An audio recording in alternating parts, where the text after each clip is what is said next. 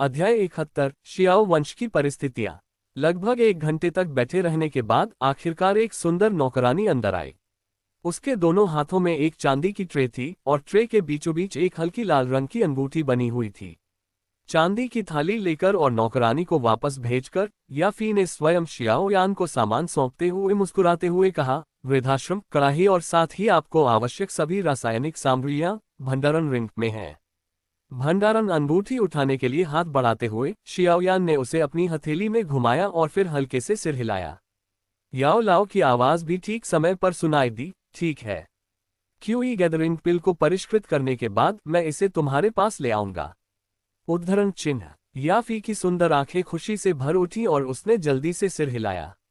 ठीक है, आपको मुझे भेजने की जरूरत नहीं है, मैं खुद ही चला जाऊंगा। उद्धरण चिन्ह। हाथ हिलाते हुए शियाओ यान ने अंगूठी ली और उसे अपनी उंगली में पहन लिया। फिर पीछे मुड़े बिना ही वह बैठक के पिछले हिस्से की ओर बढ़ा और बाहर चला गया। मेज पर नीले जैद का कार्ड अभी भी वहीं पड़ा था क्योंकि वह लोगों का ज्यादा कर्जदार नहीं बनना चाहता था, इसलिए उसने उसे वहीं छोड़ दिया था। दरवाजे से बाहर जाते हुए उस शख्स को देखते हुए याफी ने अपने लाल होठों को चबाया, फिर आगे बढ़कर नीले जैद कार्ड को अपने हाथ में ले लिया। कुछ देर सोचने के बाद उसने स्पष्ट स्वर में पूछा, बूनी चाचा, क्यूई गैदरिंग पिल बनाने की सफलता दर इतनी अधिक नहीं होती है ना? उद्धरण चिन्ह। हाँ, ऐसा कहा जाता है कि यहाँ तक कि पिलकिन वान गुहे की भी क्यूई गैदरिंग पिल्स बनाने की सफलता दर 10 में से केवल 7 है।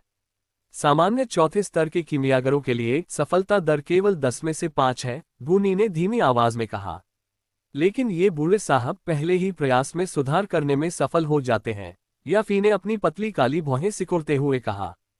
कौन जाने, शायद उसकी किस्मत अच्छी हो। बूनी ने सिर हिलाया और इस बात पर ज्यादा ध्यान नहीं दिया।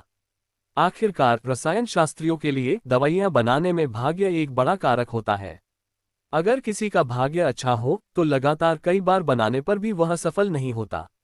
क्या ऐसा हो सकता है कि वह सिर्फ चौथे दर्जे का कीमियागर न हो?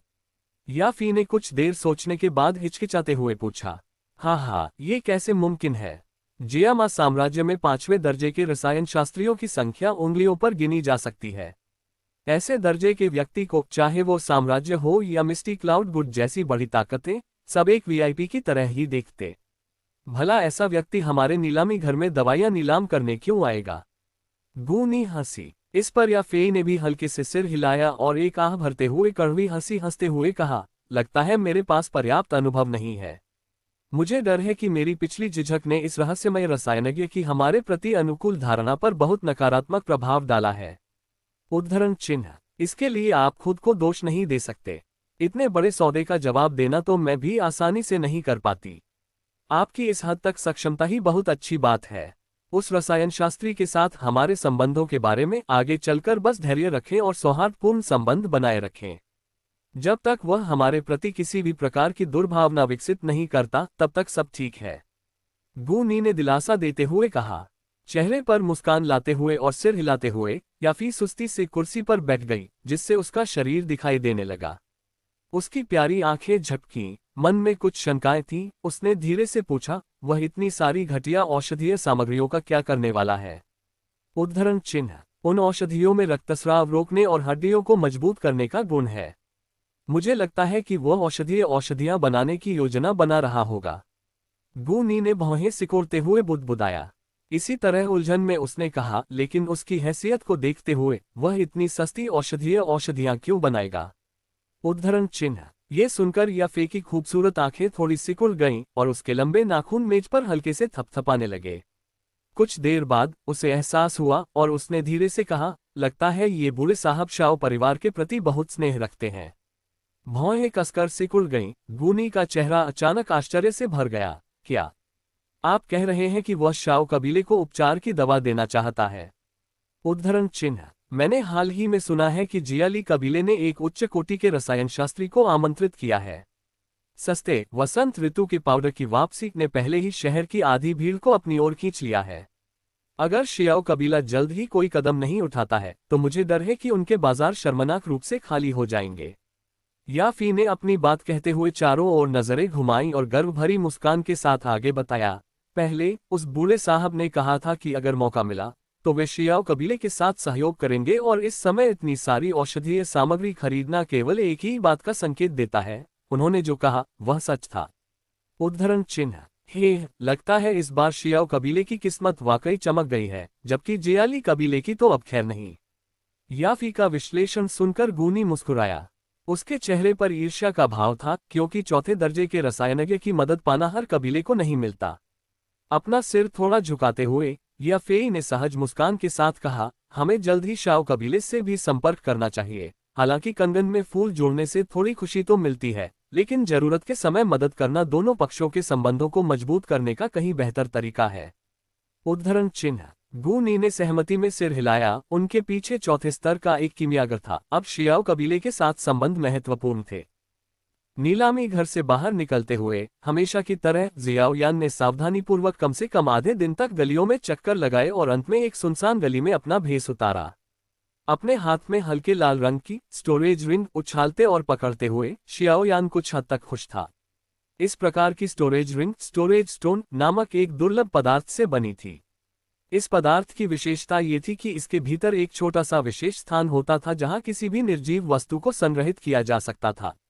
यह अत्यंत सुविधाजनक होने के साथ साथ स्टोरेज स्टोन की दुर्लभता के कारण अत्यंत मूल्यवान भी था।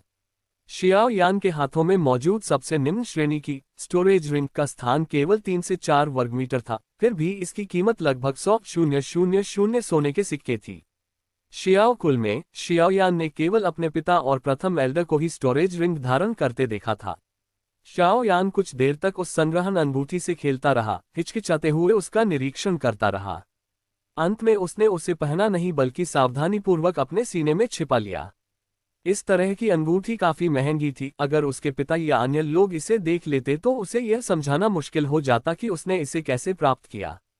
शियाओ यान ने काले लबादे को नाली में फेंक दिया और फिर सावधानीपूर्वक उस सुनसान गली से बाहर निकल गया। इसके बाद वह तेजी से अपने कबीले की ओर लौट गया। जब शियाओ यान खानदानी घर से होकर गुजरने वाली गली में आगे बढ़ रहा था, तभी उसे बैठक कक्ष से अपने पिता की गुस्से भरी आवाज सुनाई दी। पलके झपकाते हुए शियाओ यान चुपके से दरवाजे की दरार से झांकने के लिए आगे बढ़ा। धिक्कार है, जिया ली बी, वो कमीना हद पार कर गया। उसकी हिम्मत कैसे हुई हमारे कारोबार को खुलेआम चुराने की। कमरे में जियाओ जान गुस्से से आग बबूला होकर मेज पर मुक्के मार रहा था। चाय के प्यालों से चाय मेज पर बिखर गई। फिलहाल शाओ कबीले के बाजारों में ग्राहकों की आवाजाही में भारी कमी आ चुकी है। बाजार में बचे व्यापारी भी बहुत चिंतित और भयभीत हैं। उनमें से कुछ तो चुपके से जियाली कबीले के बाजारों में चले गए हैं। अगर यही सिलसिला जारी रहा तो मुझे डर है कि अगले 6 महीनों में हमारा बाजार दिवालिया हो जाएगा। दूसरे बुजुर्ग ने गुस्से से दांत पीसते हुए उदास चेहरे से कहा। कैसा रहेगा अगर मैं अपने कबीले के कुछ खास लोगों को लेकर आऊं और उस रसायन शास्त्री से गुप्त रूप से निपट लूं। तीसरे बुजुर्ग की निगाहें भयंकर थीं और उन्होंने यह बात गंभीर स्वर में कही। कीमियागर की रक्षा के लिए कम से कम 2 दरदोशी तैनात हैं, यह इतना आसान नहीं होगा। जियाओ जान ने बेबसी से कहा और अपने हाथों को इधर उधर हिलाने लगा। लेकिन अगर हम इसी तरह चलते रहे तो हमें भारी नुकसान होगा। वुतान शहर के बाजारों से होने वाला मुनाफा हमारे शियाओ कबीले की कुल आय का एक बड़ा हिस्सा है। तीसरे बुजुर्ग पीछे हटने को कुछ हद तक तैयार नहीं थे। शाओ जान के होठों के कोने फड़कने लगे। इस समय उससे कोई अच्छा विचार नहीं सूझ रहा था। नीलामी के दिन क्या उस रहस्यमय रसायन शास्त्री ने यह नहीं कहा था कि शायद कोई ऐसा अवसर आए जब वह हमारे साथ काम करे। गूनी का उसके प्रति इतना सम्मान देखकर रसायन शास्त्री के रूप में उसका स्तर निश्चित रूप से कम नहीं है। अगर वह हमारी मदद कर सके तो जियाली कबीले को निश्चित रूप से नुकसान होगा। अब तक चुप रहे प्रथम बुजुर्ग अचानक धीमी आवाज में बोले, अरे कौन जाने उसने यूं ही कुछ भी बोल दिया हो। उस दर्जे के लोगों को हमारे साथ सहयोग करने से क्या फायदा होगा। इतने कम मुनाफे के लिए क्या उन्हें परवाह भी होगी। जियाओ जान कड़वाहट से हंसा और कुर्सी पर बैठते हुए सिर हिलाकर आह भरी। तीनों बुजुर्ग भी चुप थे। दरअसल शाओ कबीले के लिए इतने प्रतिष्ठित लोगों से संबंध स्थापित करना थोड़ा चुनौतीपूर्ण था। धत्तेरे की, कुछ और दिन बर्दाश्त कर लेंगे। अगर जियाली कबीला फिर भी संयम नहीं बरतता तो चाहे कुछ भी हो जाए, बदला लेने के लिए हमें दोष मत देना। होठों को चाटते हुए जियाओ जान ने कुर्सी के फ्रेम को कसकर पकड़ लिया और उसकी आंखों में एक खतरनाक चमक दिखाई दी। दरवाजे के बाहर यहाँ तक सब कुछ सुनते हुए जियाओयान ने हल्के से अपने कंधे उचकाए और अपने सीने पर लगी स्टोरेज रिंग से खेलने लगा। एक ठंडी मुस्कान बिखेरते हुए वह धीरे से चला गया। अध्याय 72 चिकित्सा को परिष्कृत करना सीखना। शाओयान बैठक कक्ष से निकलकर अपने कमरे में लौट आया और कुछ औषधियों को परिष्कृत करने के लिए अंतिम तैयारियां करने लगा। तैयारियां पूरी करने के बाद वह चुपके से अपनी उस सुनसान गुफा में लौट गया जहां उसने पहले प्रशिक्षण लिया था। जैसा कि याओ लाओ ने पहले कहा था, औषधि तैयार करने की प्रक्रिया के दौरान किसी को परेशान न करना महत्वपूर्ण था और कुल के सदस्यों की बड़ी संख्या को देखते हुए घर पर ऐसा करना मुश्किल होगा। यदि गलती से भी कुछ ऐसा हो जाता है जैसे कि शियाओ यू उससे सौदेबाजी करे, तो शियाओयान इसके परिणामों को पूरी तरह सहन नहीं कर पाएगा। चुपके से गुफा में प्रवेश करते हुए जियाओयान काम शुरू करने के लिए बेताब था, इसलिए उसने जल्दी से अपनी छाती से भंडारण अंगूठी निकाली और उसमें डोउची की धारा प्रवाहित की। हल्के लाल रंग की अंगूठी से एक हल्की सी रोशनी निकली और गुफा के भीतर लगभग आधा मीटर लंबा एक लाल औषधि पात्र प्रकट हो गया। औषधि का पूरा पात्र गहरे लाल रंग का था और उसमें से हल्की सी चमक निकल रही थी। पात्र के नीचे दो भयानक दिखने वाले सांपों के सिर खुदे हुए थे, जिनके खुले मुंह से दो जुड़े हुए छिद्र बने थे जिनसे हवा पात्र के अंदर प्रवेश करती थी। जैसे जैसे ये दोनों छिद्र पात्र के अंदर गहराई तक जाते गए, पात्र का व्यास छोटा होता गया। यदि कोई उसमें झांकने की कोशिश करता तो उसे शायद ही कुछ दिखाई देता। औषधि पात्र के शीर्ष पर गहरे लाल रंग का एक ढक्कन था जो एक विशाल सर्प के आकार में गढ़ा गया था। ढक्कन के अलावा सामग्री प्रवेश करने के लिए एक विशेष छेद भी था। कड़ाही के ढक्कन के ऊपरी भाग पर बर्फ की चांदी से बने कई बारीक छेद थे। ये छेद ऊष्मा को फैलाकर उसे अत्यधिक ऊष्मा जमा होने से रोकते थे, जिससे विस्फोट हो सकता था। औषधि की कड़ाही के मध्य भाग में एक तरफ एसेंस आइस की एक पारदर्शी स्क्रीन लगाई गई थी ताकि रसायनज्ञ पूरी शोधन प्रक्रिया को स्पष्ट रूप से देख सके। सतह पर बने कड़ाहे पर जंगली अनियंत्रित शैतानी जानवरों की आकृतियां उकेरी गई थी जो मानो कड़ाहे से छलांग लगा रही हो। औषधि पात्र की सुंदर आकृति को देखकर जियाओयान ने संतुष्टि से सिर हिलाया। जियाओयान ने प्राचीन काले छल्ले को रगड़ा और एक प्रकाश की चमक के साथ याओ लाओ प्रकट हुए। हाँ, ये दो निकास वाला एक कड़ाहा है। तुम्हारे जैसे नौसिखिए रसायन शास्त्री के लिए यह बिल्कुल भी बुरा नहीं है, याओ लाओ ने उदासीनता से कहा और गहरे लाल रंग के औषधीय कड़ाहे पर बने सांपों के छिद्रों पर एक नजर डाली। दो निकास वाला एक कड़ाहा। इस अपरिचित शब्द को सुनकर जियाओयान की आंखें संदेह से झपकी और वह देखने लगा। औषधीय कड़ाहों के भी अपने अलग अलग स्तर होते हैं। कड़ाहे की भट्टी में आग के जितने अधिक निकास द्वार होते हैं, कड़ाहा उतना ही उच्च स्तर का होता है और उतना ही दुर्लभ होता है। यह मत सोचिए कि आप यूं ही कुछ छेद करके और निकास द्वार जोड़ सकते हैं। बाहरी लोगों को इन निकास द्वारों की बारीकियों का जरा भी अंदाजा नहीं होता। निकास द्वार औषधीय कड़ाहे का सार है और इन्हें पूर्णता तक पहुंचाने के लिए अत्यंत सटीकता की आवश्यकता होती है। अगर एक भी निकास द्वार में थोड़ी सी भी गलती हो जाए तो पूरा कड़ाहा बेकार हो जाएगा। इसलिए औषधीय कड़ाहे में जितने अधिक निकास द्वार होंगे, रसायन शास्त्री के लिए शोधन करते समय उतना ही बेहतर सहायक प्रभाव होगा। बेशक, यदि आप कई निकास द्वारों को नियंत्रित करना चाहते हैं तो आपको बहुत उच्च आत्मबोध की आवश्यकता होगी। फिलहाल आपके लिए दो आग के निकास द्वारों को नियंत्रित करना ही सीमा है, याओ लाओ ने हंसते हुए समझाया। एक रसायनज्ञ के लिए एक अच्छे औषधि पात्र का महत्व उसी प्रकार है जैसे एक योद्धा के लिए एक अच्छी तलवार का महत्व होता है। उद्धरण चिन्ह। लगभग न के बराबर सिर हिलाते हुए जियाओयान ने अपने सामने रखे उस बड़े कड़ाही को घूरते हुए कुछ खालीपन से पूछा, अब मुझे क्या करना चाहिए? उद्धरण चिन्ह। अभी के लिए बेहतर होगा कि आप औषधीय कड़ाहे से परिचित हो जाएं। एक हाथ को एक आउटलेट पर रखें और फिर अपने भीतर की डोची को जागृत करें और उसे अंदर प्रवाहित करें। याओ लाओ गुफा में पालथी मारकर बैठे हुए शियाओयान को निर्देश दे रहे थे।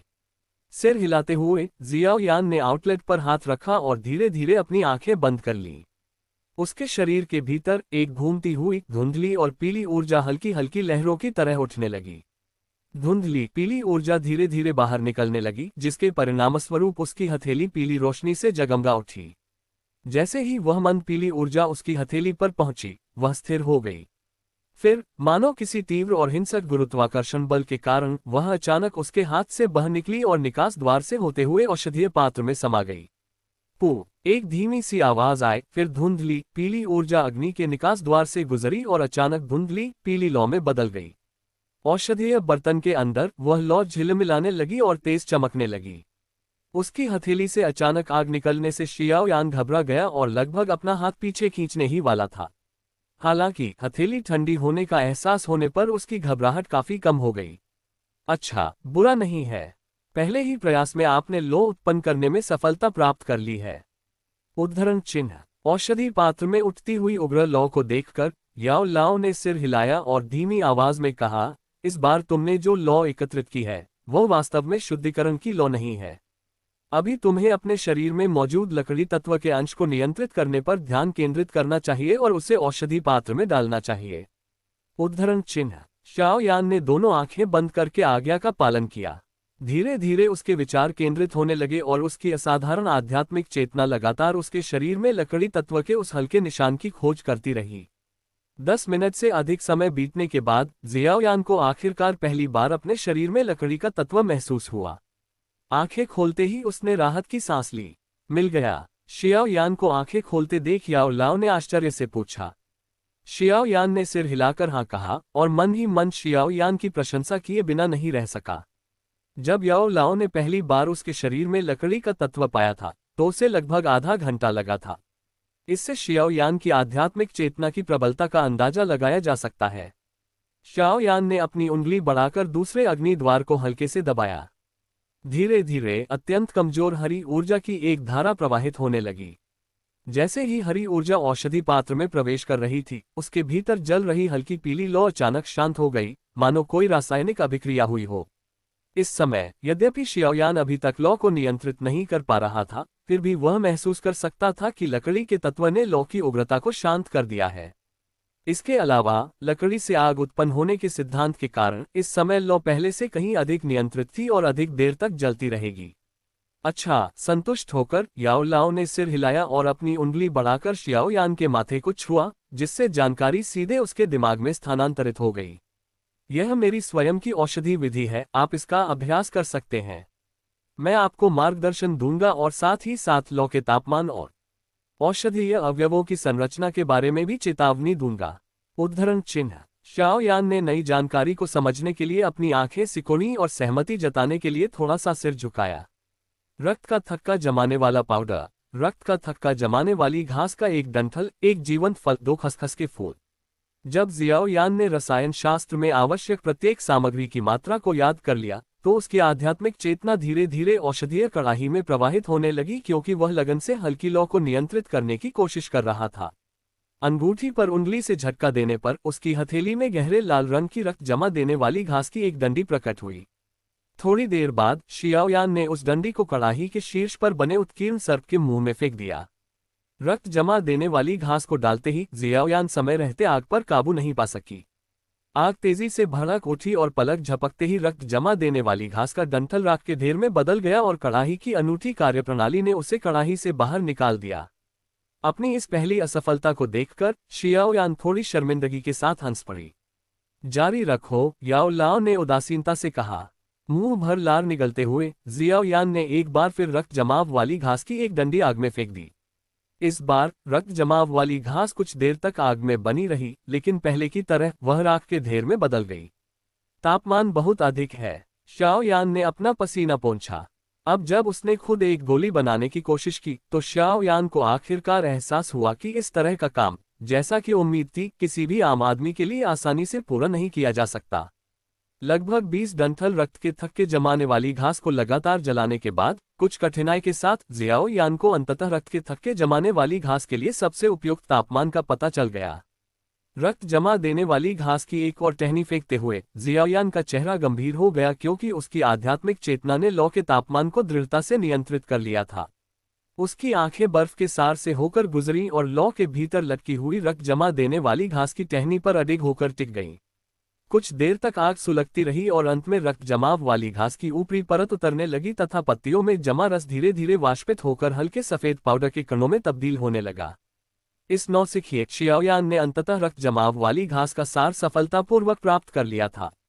अध्याय 73 पहला परिष्करण। संकरी गुफा में कड़ाही के भीतर जलती हुई लपटों ने गुफा की दीवारों पर छाया डाली, जिससे जंगली जानवरों के नाचते हुए नुकीले दांतों और पंजों की परछाई बन गई। शाओ यान ने अपनी पूरी एकाग्रता से भड़कती हुई लौ को ध्यान से देखा, उसका पीला चेहरा पसीने से भीगा हुआ था। लंबे समय तक औषधि बनाना एक ऐसा कार्य था जिसमें अत्यधिक मात्रा में ची ऊर्जा की खपत होती थी। चूंकि शाओ यान की ची विधि निम्नतम श्रेणी की लो जुबान थी, इसलिए उसकी ची ऊर्जा की नींव और सहनशक्ति कोई विशेष नहीं थी। अतः उसके लिए कड़ाही के सामने लगभग 2 घंटे तक धैर्य बनाए रखना आसान नहीं था। याओ लाओ ने शियाओ यान को निहारते हुए अपनी आंखें सिकुड़ी, जिसने एक बार फिर सफलतापूर्वक रक्त के थक्के वाली घास को बारीक सफेद पाउडर में बदल दिया था। ये जानते हुए कि शियाओ यान अपनी सीमा तक पहुंच चुका है, याओ लाओ ने हल्के से सिर हिलाया और धीरे से कहा, शाबाश, अब थोड़ा आराम करो। उद्धरण चिन्ह। ये सुनकर शियाओ यान के कंधे तुरंत झुक गए और उसका शरीर धीरे से बर्फीली ठंडी जमीन पर गिर पड़ा, मानो उसके शरीर की सारी ऊर्जा अचानक खत्म हो गई हो। सांस लेने के लिए हांफते हुए उसकी छाती तेजी से ऊपर नीचे हो रही थी। थकावट से चूर होकर वह अब मुश्किल से एक उंगली भी हिला पा रहा था। अभी प्रशिक्षण देने से सबसे अच्छा परिणाम मिलेगा। उद्धरण चिन्ह। याओ लाओ ने उदासीनता से कहा और जमीन पर बेजान पड़ी शियाओ यान की ओर एक नजर डाली। क्षण भर के लिए आलस्य और परिश्रम के बीच टकराव हुआ, फिर शियाओ यान ने भीतर ही भीतर पीड़ा से चीखते हुए अनिच्छा से उठकर बैठ गया। उसके कांपते हाथों ने अभ्यास की मुद्रा बनाई और उसने धीरे धीरे अपनी आंखें बंद कर लीं। शाओ यान की मुद्रा देखकर याओ लाओ हंस पड़ा और उसकी नजर कड़ाही के सामने रखे 10 से अधिक जैद के बक्सों पर पड़ी। ये बक्से रक्त के थक्के वाली घास से परिष्कृत हल्के सफेद पाउडर से लबालब भरे हुए थे और शाओ यान के प्रयासों का परिणाम थे। बाएं से दाएं जाने पर पाउडर का हल्का सफेद रंग धीरे धीरे गहरा होता गया, जब तक कि अंतिम मामले में पाउडर का रंग लगभग शुद्ध सफेद नहीं हो गया। इस स्पष्ट सुधार को देखकर याओ लाओ सुखद आश्चर्यचकित हुए और उन्होंने सहमति में सिर हिलाया। अपने मन में उन्होंने एक बार फिर शियाओ यान की उत्कृष्ट आध्यात्मिक बोध क्षमता की प्रशंसा की। उसने शियाओ यान की ओर एक नजर डाली, जो इस समय अपनी ऊंची शक्ति को पुनः प्राप्त कर रहा था। फिर वह पत्थर की दीवार के सहारे पालथी मारकर बैठ गया और आराम से अपनी आंखें बंद कर लीं। शियाओ यान ने अभी केवल पहले प्रकार की सामग्री को ही परिष्कृत किया था, अभी 2 और प्रकार थे जिन पर उसे धीरे धीरे अभ्यास करना था। लगभग 1 घंटे तक ध्यानपूर्वक अभ्यास करने के बाद शियाओ यान के शरीर के भीतर स्थित ची चक्रवात, जो पहले 2 ची की कमी के कारण मंद पड़ गया था, एक बार फिर तेज रोशनी उत्सर्जित करने लगा। इसके अलावा इस बार रोशनी कुछ घंटों पहले की तुलना में थोड़ी अधिक स्पष्ट प्रतीत हुई। धीरे धीरे आंखें खोलते हुए पहले की बेबसी का एहसास आधे से भी ज्यादा कम हो गया था। गर्दन को फैलाते हुए चटकने की आवाज सुनकर शियाओ यान ने खुशी से आह भरी। प्रशिक्षण पूरा हो गया तो जारी रखो। याओ लाओ ने मुस्कुराते हुए अपनी आंखें खोली और अब जीवंत दिख रही शियाओ यान को देखा। कड़वी हंसी हंसते हुए और सिर हिलाते हुए शिंख्याल यान, जिसने रसायन विद्या की पीड़ादायक प्रक्रिया का अनुभव किया था, अंततः समझ गया था कि याओ लाओ ने उसे धोखा दिया था। जब याओ लाओ ने पहले रसायन विद्या की थी तो वह केवल अपने हाथों को घुमाते हुए सामग्रियों को परिष्कृत करके ऐसे अमृत बनाता था जिनके लिए लोग दीवाने हो जाते थे। इस सरल दिखने वाली प्रक्रिया ने शंख्याल यान के मन में ये धारणा बना दी थी कि रसायन विद्या अत्यंत सरल है। लेकिन अब जब शंख्याल यान ने स्वयं इसे आजमाया तो उसे पता चला कि रसायन विद्या एक खनिक होने से भी अधिक कठिन है। ये समझ बहुत देर से आई थी, इसलिए जियाओ यान केवल आह भरकर एक बार फिर कड़ाही के सामने बैठ गया और अन्य 2 प्रकार की औषधीय सामग्रियों के सार को परिष्कृत करना शुरू कर दिया। रक्त के थक्के जमाने वाली घास को परिष्कृत करने के पिछले अनुभव से लैस जियाओ यान इस बार पहले की तुलना में कहीं अधिक निश्चिंत था। 8 जीवंत फल और 10 खसखस के फूल जलाने के बाद वह अंततः उपचार औषधि बनाने के लिए आवश्यक घटकों को निकालने में सफल रहा। जीवंत फल से लगभग पूरी तरह से काला और छोटा बीज प्राप्त होता था। ये बीज रक्त संचार को बेहतर बनाने में सहायक होता था। यदि कोई अनुभवी भाड़े का सैनिक जंगल में घायल हो जाता था और उसके पास इलाज के लिए दवा उपलब्ध नहीं होती थी, तो वह अक्सर जीवंत फल को पीसकर अपने घाव को ठीक करने के लिए उसका उपयोग करता था। पोपी के फूल से हल्के लाल रंग का तरल पदार्थ प्राप्त हुआ। इस प्रकार के तरल पदार्थ में सुन्न करने वाला प्रभाव होता है और इसका उपयोग दर्द से राहत दिलाने के लिए किया जा सकता है। शाओ यान के सामने करीने से रखी तीनों औषधियों को देखते हुए याओ लाओ ने हल्के से सिर हिलाया और धीरे से कहा, सभी आवश्यक सामग्रियां तैयार कर ली गई हैं, अब इनके औषधीय गुणों को आपस में मिलाए। रसायन शास्त्र में यही सबसे महत्वपूर्ण चरण है। उद्धरण चिन्ह। एक गहरी आह भरते हुए शियाओ यान ने आदरपूर्वक सिर हिलाया। उसने कुशलतापूर्वक शुद्ध सफेद पाउडर को कड़ाही में डाला और लगभग 10 मिनट तक उसे तेज आंच पर पकाया, जब तक कि वह हल्का लाल न हो जाए। फिर उसने तुरंत उसमें खसखस का रस भी डाल दिया। जैसे ही तरल पदार्थ कड़ाही में प्रवेश किया, वह शुद्ध सफेद पाउडर के चारों ओर लिपट गया। आंच पर थोड़ी देर उबलने के बाद दोनों सामग्रियां धीरे धीरे मिलकर एक हल्के, लाल और गाढ़े तरल में बदल गईं। उनकी आध्यात्मिक चेतना ने लौ के तापमान को नियंत्रित करने का प्रयास किया, क्योंकि गाढ़ा, हल्के लाल रंग का तरल धीरे धीरे धुएं के रूप में पिघल रहा था। जब इसे लगातार आग की लपटों पर पकाया गया, तो गाढ़ा तरल धीरे धीरे गहरे लाल रंग के पेस्ट में बदल गया। पारदर्शी लेंस से जियाओ यान कड़ाही के अंदर गहरे लाल रंग के पेस्ट को लगातार देखता रहा।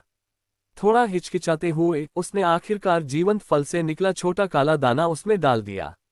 हालांकि वह नन्हा काला दाना कड़ाही में चला गया, लेकिन कुछ नहीं हुआ।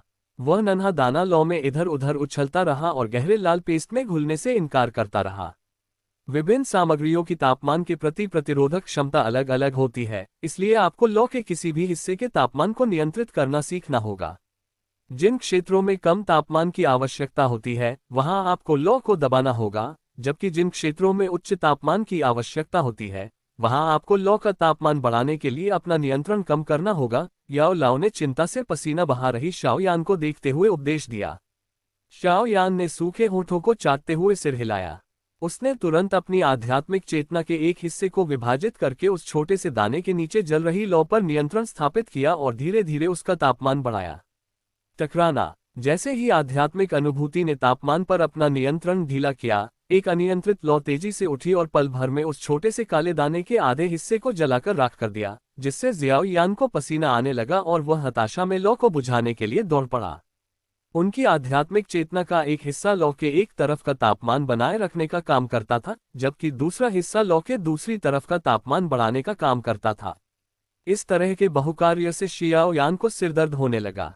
हालांकि कुछ और खतरनाक परिस्थितियों से गुजरने के बाद जियाओ यान आखिरकार अपनी घबराहट से शांत हो गया।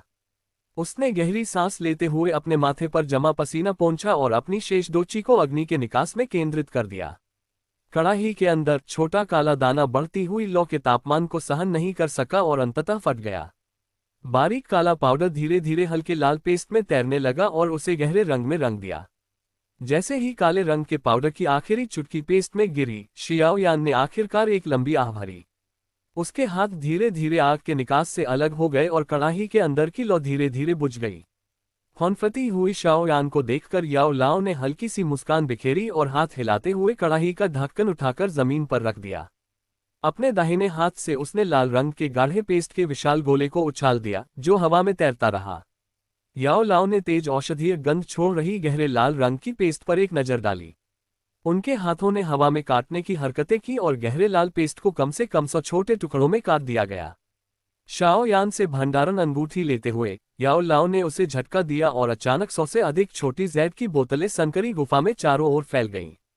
जैद की बोतलों को व्यवस्थित करने के बाद याओ लाओ ने फिर से अपना हाथ हिलाया और हवा में मौजूद पेस्ट जैसा तरल पदार्थ सटीक रूप से जैद की बोतलों में गिर गया। याओ लाओ ने बेतरतीब ढंग से एक जैद की बोतल चुनते हुए मुस्कुराते हुए उसे शियाओ यान को सौंप दिया और मजाक में कहा, बधाई हो, रसायन विद्या में तुम्हारा पहला प्रयास सफल रहा। उद्धरण चिन्ह। बेसब्री से जैद की बोतल प्राप्त करते हुए जियाओ यान ने उसके अंदर मौजूद हल्के से अशुद्ध गहरे लाल रंग के तरल पदार्थ को देखा, जबकि उसके दिल में उत्साह और गर्व की भावनाएं उमड़ रही थीं। हाँ, अब से मुझे भी कीमियागर माना जा सकता है। उद्धरण चिन्ह। अध्याय 74। बिना बुलाए आना। कई दिन बीतने के साथ जियाओ यान ने लगभग हर दिन कड़ाही के पास बिताया। हालांकि ये दिन बेहद थका देने वाले थे, लेकिन औषधियों से भरी भंडारण अंगूठी ने उसे आराम करते समय संतुष्टि का अनुभव कराया। बेशक एक और बात जिसका उल्लेख करना जरूरी है, वह ये है कि लगभग 5 दिनों तक लगातार रसायन साधना करने के बाद शियाओ यान के शरीर में मौजूद दोउची अनजाने में बहुत अधिक शक्तिशाली हो गई थी। उसकी वर्तमान प्रगति को देखते हुए वह लगभग प्रथम तारा डोज स्तर तक पहुंच चुका था। इन दो अच्छी खबरों के सहारे जियाओ यान ने हिम्मत जुटाकर इस कठिन परिस्थिति से पार पा लिया। जब शियाओ यान गुफा में छिपकर लगन से औषधियां बना रही थी, तब वुतान शहर में हालात और भी बिगड़ते जा रहे थे। शियाओ और जियाली कुलों के बीच का वातावरण लगातार तनावपूर्ण होता जा रहा था। 2 दिन पहले ही जियाली कुल ने व्यापारियों के हित में कई बाजार नियम बनाए, जिसके चलते बड़ी संख्या में वे व्यापारी जो पहले सिर्फ बाजार का अवलोकन कर रहे थे, अब जियाली कुल के बाजारों की ओर रुख करने लगे। एक ऐसे उपाय का सामना करते हुए जिसका स्पष्ट उद्देश्य शियाओ कबीले की नींव को हिला देना था। शियाओ कबीले के सभी उच्च पदस्थ सदस्य एक हिंसक क्रोध से ग्रसित हो गए जो हत्या के इरादे में तब्दील होने की धमकी दे रहा था। धिक्कार है, अब और बर्दाश्त नहीं हो रहा। महज 5 दिनों में हमारे शियाओ कबीले का कम से कम 50% से 60% मुनाफा खत्म हो गया है। अगर यही सिलसिला जारी रहा तो हमारे सारे बाजार दिवालिया हो जाएंगे। कबीले के बैठक कक्ष में तीसरे बुजुर्ग ने गुस्से में कहा। उनके चेहरे पर एक भयावह चमक थी। कुल के सभी उच्च पदस्थ सदस्य विशाल हॉल में बैठे थे। उनके दिलों में व्याप्त आक्रोश उनके उदास चेहरों से स्पष्ट हो रहा था। अब इसे और लंबा नहीं खींचा जा सकता। पहले बुजुर्ग ने धीरे धीरे एक एक शब्द बोलते हुए कहा, प्राइमा ऑक्शन हाउस के मास्टर गुनी ने 100 से अधिक दवाइयां बनाकर हमारी मदद की है, लेकिन यह मात्रा बहुत कम है। ये जियाली कबीले से मिली भारी मात्रा के मुकाबले कुछ भी नहीं है। भले ही हम थोड़े समय के लिए जियाली कबीले के साथ गतिरोध बनाए रखने में सक्षम हो, लेकिन लंबे समय में जैसे ही ये दवाइयां खत्म हो जाएंगी, हम एक बार फिर उसी मुश्किल स्थिति में पहुंच जाएंगे जो पहले थी। उद्धरण चिन्ह। पहले बुजुर्ग ने आह भरी और फिर कड़वी हंसी हंसते हुए कहा, हालांकि अगर गुनी पूरी तरह से हमारा साथ देने को तैयार होता तो संख्या के हिसाब से हम जियाली कबीले के प्रथम श्रेणी के रसायनज्ञ के साथ लड़ाई को जरूर खींच लेते। लेकिन आखिर वह प्राइमा ऑक्शन हाउस से है, वे कबीले के झगड़ों में शायद ही कभी शामिल होते हैं। इस हद तक मदद करना वाकई बहुत अप्रत्याशित है। उद्धरण चिन्ह। नेता की कुर्सी पर बैठे जियाउजान ने सिर हिलाया। उनके चेहरे पर उदासी छाई हुई थी। हालांकि जियाली कबीले द्वारा बेची जाने वाली औषधियों की गुणवत्ता कम थी, लेकिन उनकी मात्रा बहुत अधिक थी और कीमत सस्ती थी। यह उन भाड़े के सैनिकों की पसंद के अनुरूप था जो अक्सर खूनी परिस्थितियों में फंस जाते थे। अगर हमें भी प्रथम श्रेणी का कीमियागर मिल जाए तो हम उनका मुकाबला कर पाएंगे, बड़े हॉल में किसी ने अफसोस जताया। ये सुनकर जियाउजान ने बेबसी से अपना सिर हिलाया। वो तान शहर में कुछ ही रसायन शास्त्री थे। उन अभिमानी लोगों में से किसी को भी मनाना आसान नहीं था। इस बार जियाली कबीले की किस्मत चमक गई थी और उन्हें सचमुच एक रसायन शास्त्री की मदद मिल गई थी। हॉल के एक कोने में शियाओ यू, शियाओ निंग और कबीले की युवा पीढ़ी के अन्य सदस्य भी मौजूद थे। अपने बड़ों के उदास चेहरों को देखकर उन्होंने दखल देने की हिम्मत नहीं की और चुपचाप घुटन भरे माहौल को सहन किया। बड़ी बहन, क्या वह प्रथम श्रेणी का रसायनज्ञ सचमुच इतना शक्तिशाली है? उसने हमारे शियाओ कबीले को इस स्थिति में कैसे डाल दिया? दमनकारी माहौल को सहन न कर पाने के कारण शियाओ निंग ने चुपचाप अपने बगल में बैठी शियाओ यू से पूछा। शियाओ यू ने एक कड़वी हंसी हंसते हुए धीरे से कहा, सचमुच रसायन शास्त्री एक बहुत ही अनोखा पेशा है। प्रथम श्रेणी के रसायन शास्त्री की शक्ति अधिकतम 2 स्तर की होती है और सीधी लड़ाई में कबीले का कोई भी वरिष्ठ उसे आसानी से मार सकता है। लेकिन एक रसायन शास्त्री का असली आतंक सीधी लड़ाई में नहीं, बल्कि उनके द्वारा बनाए जाने वाले ऐसे अमृतों में है जिनके लिए लोग दीवाने हो जाते हैं। इन अमृतों के बल पर उनके पास समर्थकों को एकजुट करने की अद्वितीय क्षमता होती है। कई शक्तिशाली साधक इन अमृतों को प्राप्त करने के लिए रसायन शास्त्री के अधीन सेवा करने को तैयार रहते हैं। उद्धरण चिन्ह। डची महाद्वीप पर कई लोग एक रसायनज्ञ की तुलना विषैले ततैया के छत्ते से करते हैं। एक बार उकसाने पर एक रसायनज्ञ तुरंत अनगिनत योद्धाओं को इकट्ठा कर लेता है। इतने सारे योद्धाओं का सामना करने पर भले ही वे आपको मार न सकें, फिर भी वे आपको थकाकर मौत के घाट उतार सकते हैं। उद्धरण चिन्ह। जैसे ही शियाओ निंग ने योद्धाओं से घिरे होने के दृश्य की कल्पना की, वह कांप उठा और उसके चेहरे पर ईर्ष्या का भाव फैल गया। भ्रम में मत रहो, तुम्हें रसायन शास्त्री बनने की कठिन शर्तों के बारे में पता होना चाहिए। इसके मिलने की संभावना आसमान से मांस का टुकड़ा गिरने जितनी ही कम है। शियाओ निंग पर आंखें घुमाते हुए शियाओ यू ने उस पर बेरहमी से ठंडा पानी छिड़क दिया। शियाओ यू के शब्दों से आहत होकर शियाओ निंग ने हताशा से अपने होंठ सिकोड़ते हुए कहा, मुझे डर है कि हमारे पूरे शियाओ वंश को एक भी रसायनज्ञ पैदा करने का सौभाग्य नहीं मिला है। उद्धरण चिन्ह। हालांकि शियाओ यू ने इन शब्दों से सहमति जताते हुए सिर हिलाया, लेकिन उसके मन में अचानक काले वस्त्र पहने एक युवक की छवि उभर आई। युवक के चेहरे को ध्यान से देखने पर ऐसा लगा जैसे वह शाओ यान हो। उस विचार को निर्दयतापूर्वक मन में झटकते हुए जियाओ यू ने मन ही मन फुसफुसाया, मैं उस छोटे कमीने के बारे में कैसे सोच सकती थी। उफ, अगर उस तरह के व्यक्तित्व वाला कोई व्यक्ति रसायन शास्त्री बन सकता है तो इस दुनिया के सभी रसायन शास्त्री बेकार हो जाएंगे। उद्धरण चिन्ह। मन ही मन शियाओ यान को कोसने के बाद शियाओ यू ने अपनी दृष्टि खिड़की के पास एक कोने की ओर मोड़ी। वहां हरे वस्त्र पहने एक युवती चुपचाप एक मोटी और साधारण किताब को पकड़े बैठी थी।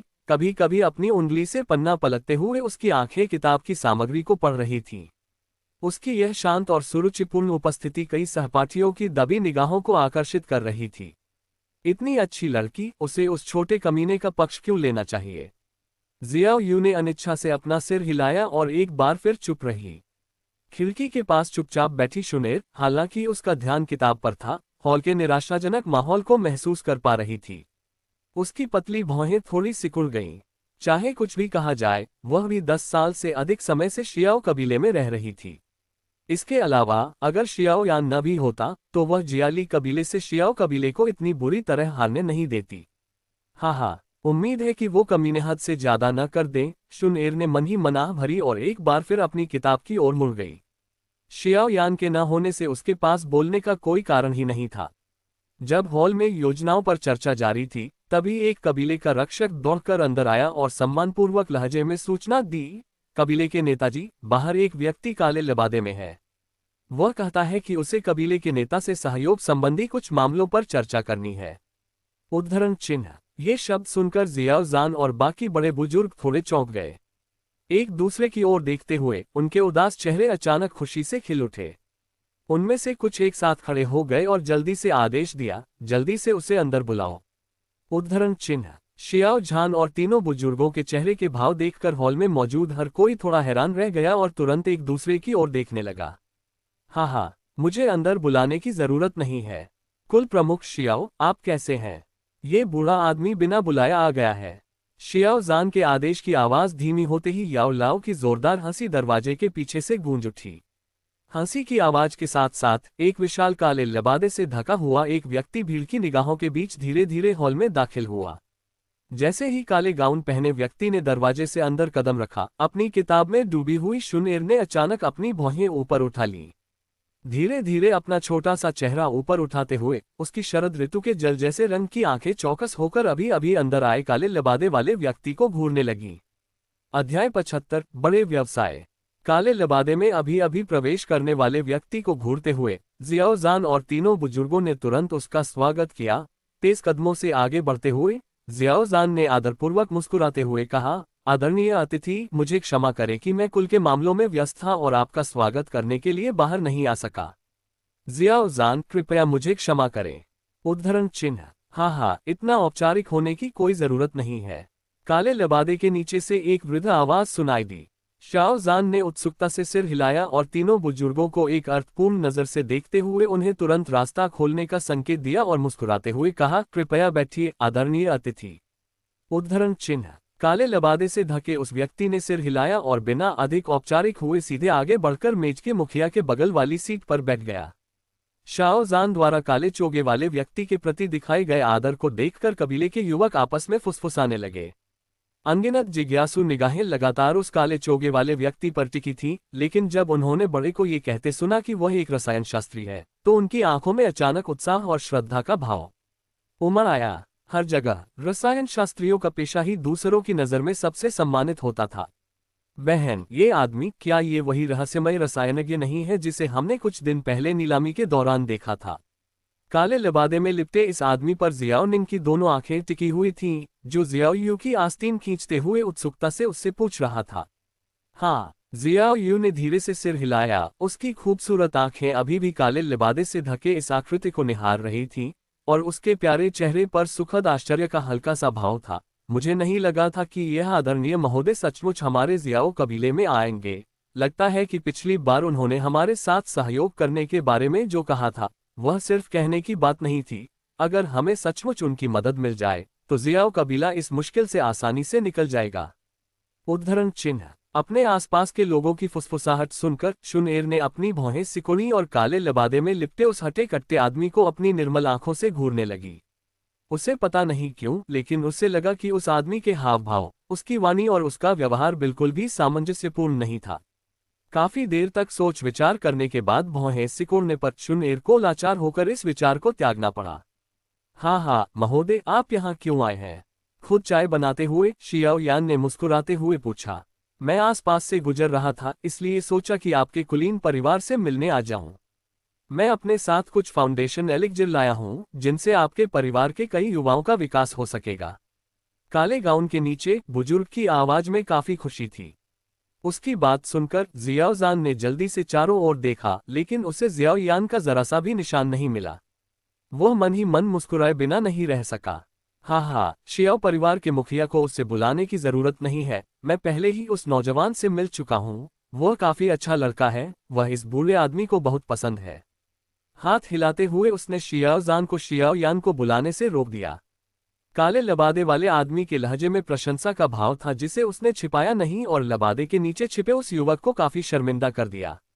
काले लबादे वाले व्यक्ति की प्रशंसा से भरी आवाज सुनकर हॉल में मौजूद सभी लोगों की आंखों में ईर्ष्या झलक रही थी। इतने उच्च कोटि के रसायनज्ञ से इतनी उच्च प्रशंसा पाना आसान बात नहीं थी। सारी अच्छी चीजें तो सिर्फ इसी बिगड़ैल बच्चे के साथ होती हैं। अनिच्छा से होंठ सिकोड़ते हुए शियाओ निंग के लहजे में ईर्ष्या झलक रही थी। शाओ यू पूरी तरह से असहाय होकर आह भरी अपने कोमल हाथों को अपने गालों पर रखते हुए उसने धीरे से फुसफुसाया, क्या वह बच्ची इतनी अच्छी है? मुझे पहले इसका एहसास क्यों नहीं हुआ? उद्धरण चिन्ह। ये तारीफ सुनकर जियाओजान के चेहरे पर एक बड़ी मुस्कान आ गई और उसकी आंखों में गर्व की एक झलक हल्की सी दिखाई दी।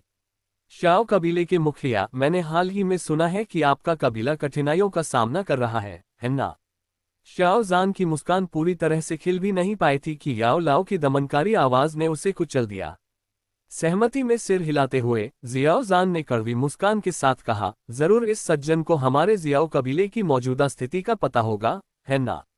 उद्धरण चिन्ह। मुझे इसके बारे में थोड़ी जानकारी है। सिर हिलाते हुए काले लबादे वाले व्यक्ति के चेहरे पर मुस्कान आ गई। वर्तमान में शियाओ कबीले में हमारा कारोबार पहले की तुलना में आधे से भी कम रह गया है। लंबे समय में मुझे डर है कि हमारा प्रभाव भी एक द्वितीय श्रेणी के कबीले के स्तर तक गिर जाएगा। शियाओजान ने खेद से आह भरी और अपनी भौहें सिकोड़ लीं। उस क्षण वह मानो कुछ वर्ष बूढ़ा हो गया था।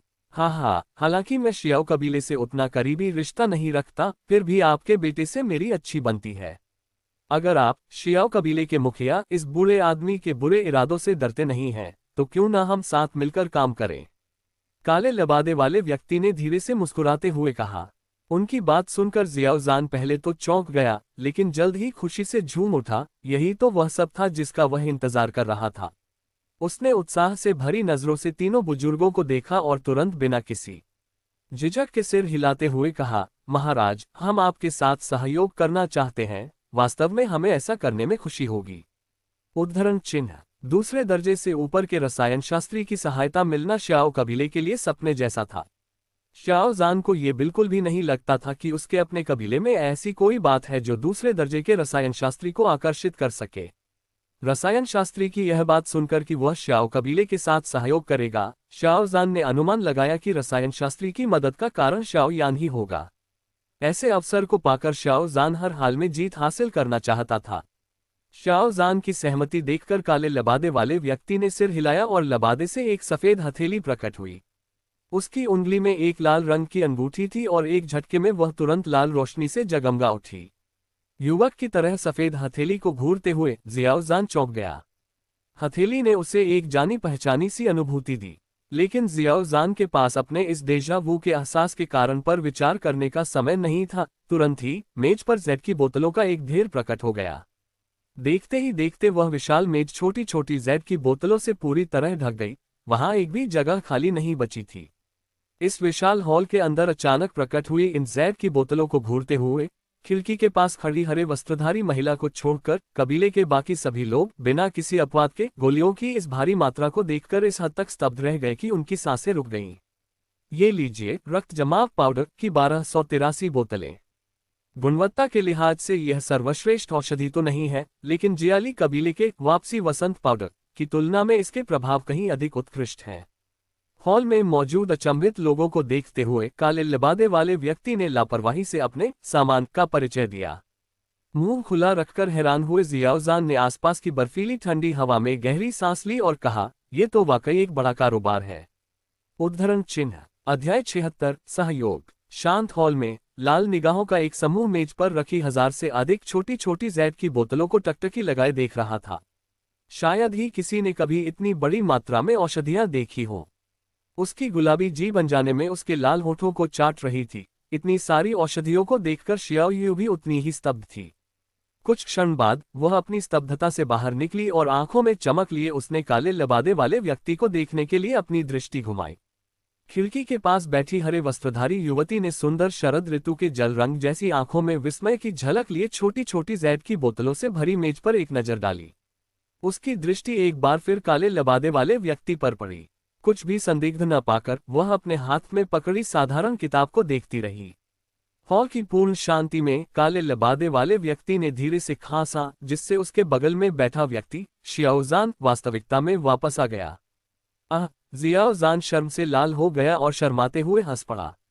काले लबादे वाले रसायन शास्त्री की ओर देखते ही उसकी निगाहों में सम्मान का भाव और भी बढ़ गया। हर रसायन शास्त्री एक साथ 1000 से ज्यादा औषधियों की बोतलें आसानी से नहीं निकाल सकता। महाराज, आपको शियाओ कबीले की मौजूदा स्थिति का पता होना चाहिए। हमें अपनी खोई हुई लोकप्रियता को वापस पाने के लिए औषधीय दवाओं की जरूरत है। शियाओ कबीले के लिए आपके ये कदम निस्संदेह उस समय मदद कर रहे हैं जब हमें इसकी सबसे ज्यादा जरूरत है। शियाओजान ने कृतज्ञता से कहा। मन ही मन कुछ बुदबुदाते हुए शियाओजान ने हिचकिचाते हुए फिर से कहा, तो ऐसा करते हैं, हमारा शियाओ कबीला इन औषधीय दवाओं को बेचने की जिम्मेदारी लेगा। मुनाफे की बात करें तो महाराज, आप 90% लेंगे और बाकी 10% हमें मिलेगा। हालांकि मुझे लगता है कि ऐसा करना हमारी गुस्ताखी है। आखिरकार हमें भी चीजों को व्यवस्थित करने के लिए कुछ पैसे चाहिए। महाराज, इस बारे में आपका क्या विचार है? उद्धरण चिन्ह। अपना प्रस्ताव समाप्त करते ही जियाओजान घबराकर अपने सामने खड़े काले लबादे वाले व्यक्ति को घूरने लगा। उसे डर था कि वह शर्तों से संतुष्ट नहीं होगा। वर्तमान में जियाओ वंश पूरी तरह से इसी रहस्यमय रसायनज्ञ पर निर्भर था। हाँ, काले लबादे वाले रसायन शास्त्री ने हंसते हुए अपना सिर हिलाया। ये देखकर जियाओजान के चेहरे के भाव थोड़े बदल गए। जैसे ही वह आखिरी 10% छोड़ने ही वाला था, एक बुरी आवाज सुनाई दी जिसने उसे स्तब्ध और पूरी तरह से असमंजस में डाल दिया। कुलपति शियाओ बहुत ही विनम्र हैं। हालांकि अमृत मैंने खुद तैयार किया है, लेकिन इसे बेचना आसान काम नहीं है। भला मैं आपका फायदा कैसे उठा सकता हूँ? चलिए इसे बराबर बांट लेते हैं, 50-50। हाँ। उद्धरण चिन्ह। काले लबादे वाले आदमी की बातें सुनकर पहले से चिंतित तीनों बुजुर्ग और बाकी कबीले के लोग अचानक हैरानी से मुंह खोल बैठे। काफी देर तक वे अनजाने में अपने कान छूते रहे, ये सोचकर कि कहीं ये बातें सच तो नहीं है। 50-50। ये क्या साहब, क्या ये शाओ कबीले के प्रति कुछ ज्यादा ही दयालु नहीं है? मौजूदा हालात को देखते हुए अगर वे पूरे मुनाफे का 100% हिस्सा भी चाहें तो भी शाओ कबीले में कोई भी आपत्ति करने की हिम्मत नहीं करेगा। आसमान से मीट पाए गिरे हैं, ये वाक्य सबके दिलों में गूंज उठा जब उन्होंने एक दूसरे की ओर देखा। काफी देर बाद जियाओजान धीरे धीरे होश में आया। उसने गहरी सांस ली और फिर कड़वी हंसी हंसते हुए कहा, महोदय, आपके शब्दों ने हमें अभिभूत कर दिया है। हम आपकी समय पर सहायता के लिए वास्तव में आभारी हैं। हम आपका और क्या लाभ उठा सकते हैं?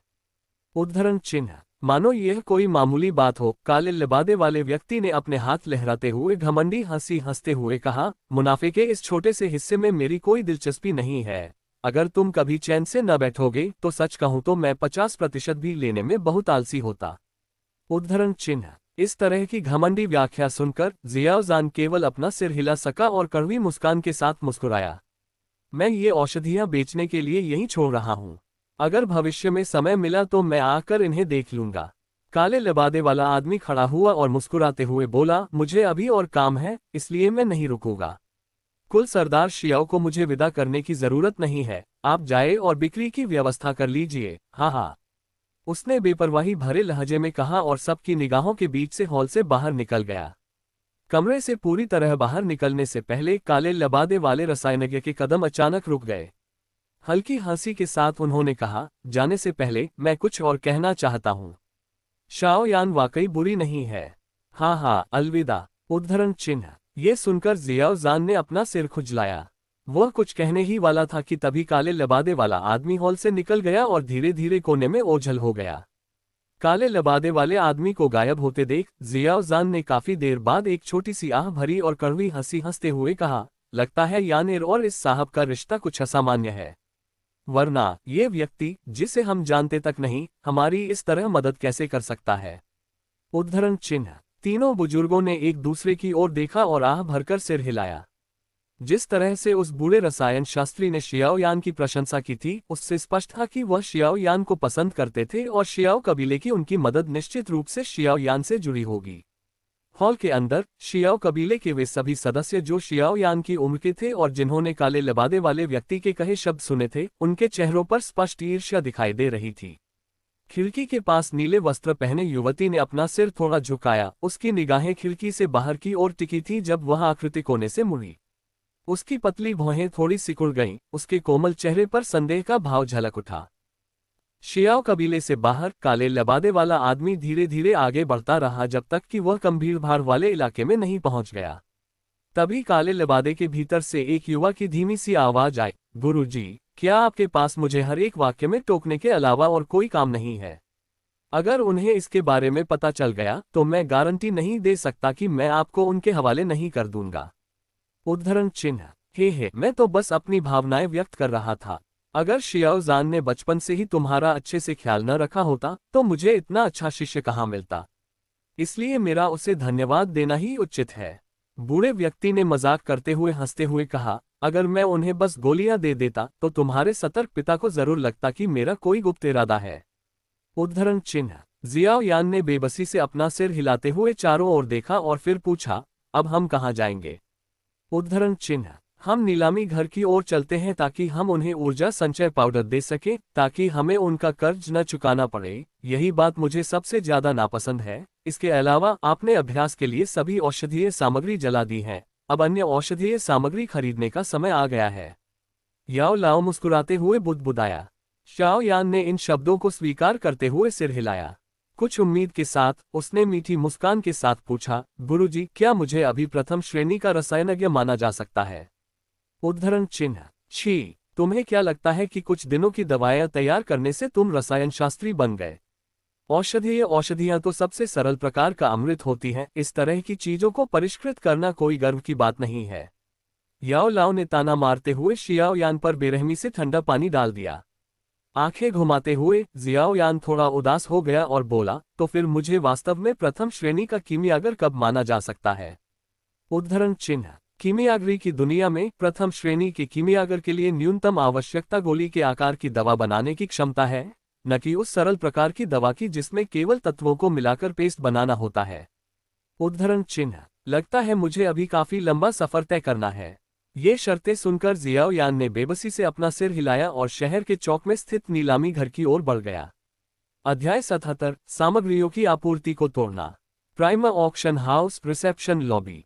मेज पर एक छोटा सा जैड का डिब्बा रखा था जिसमें एक दवा की गोली शांति से पड़ी थी।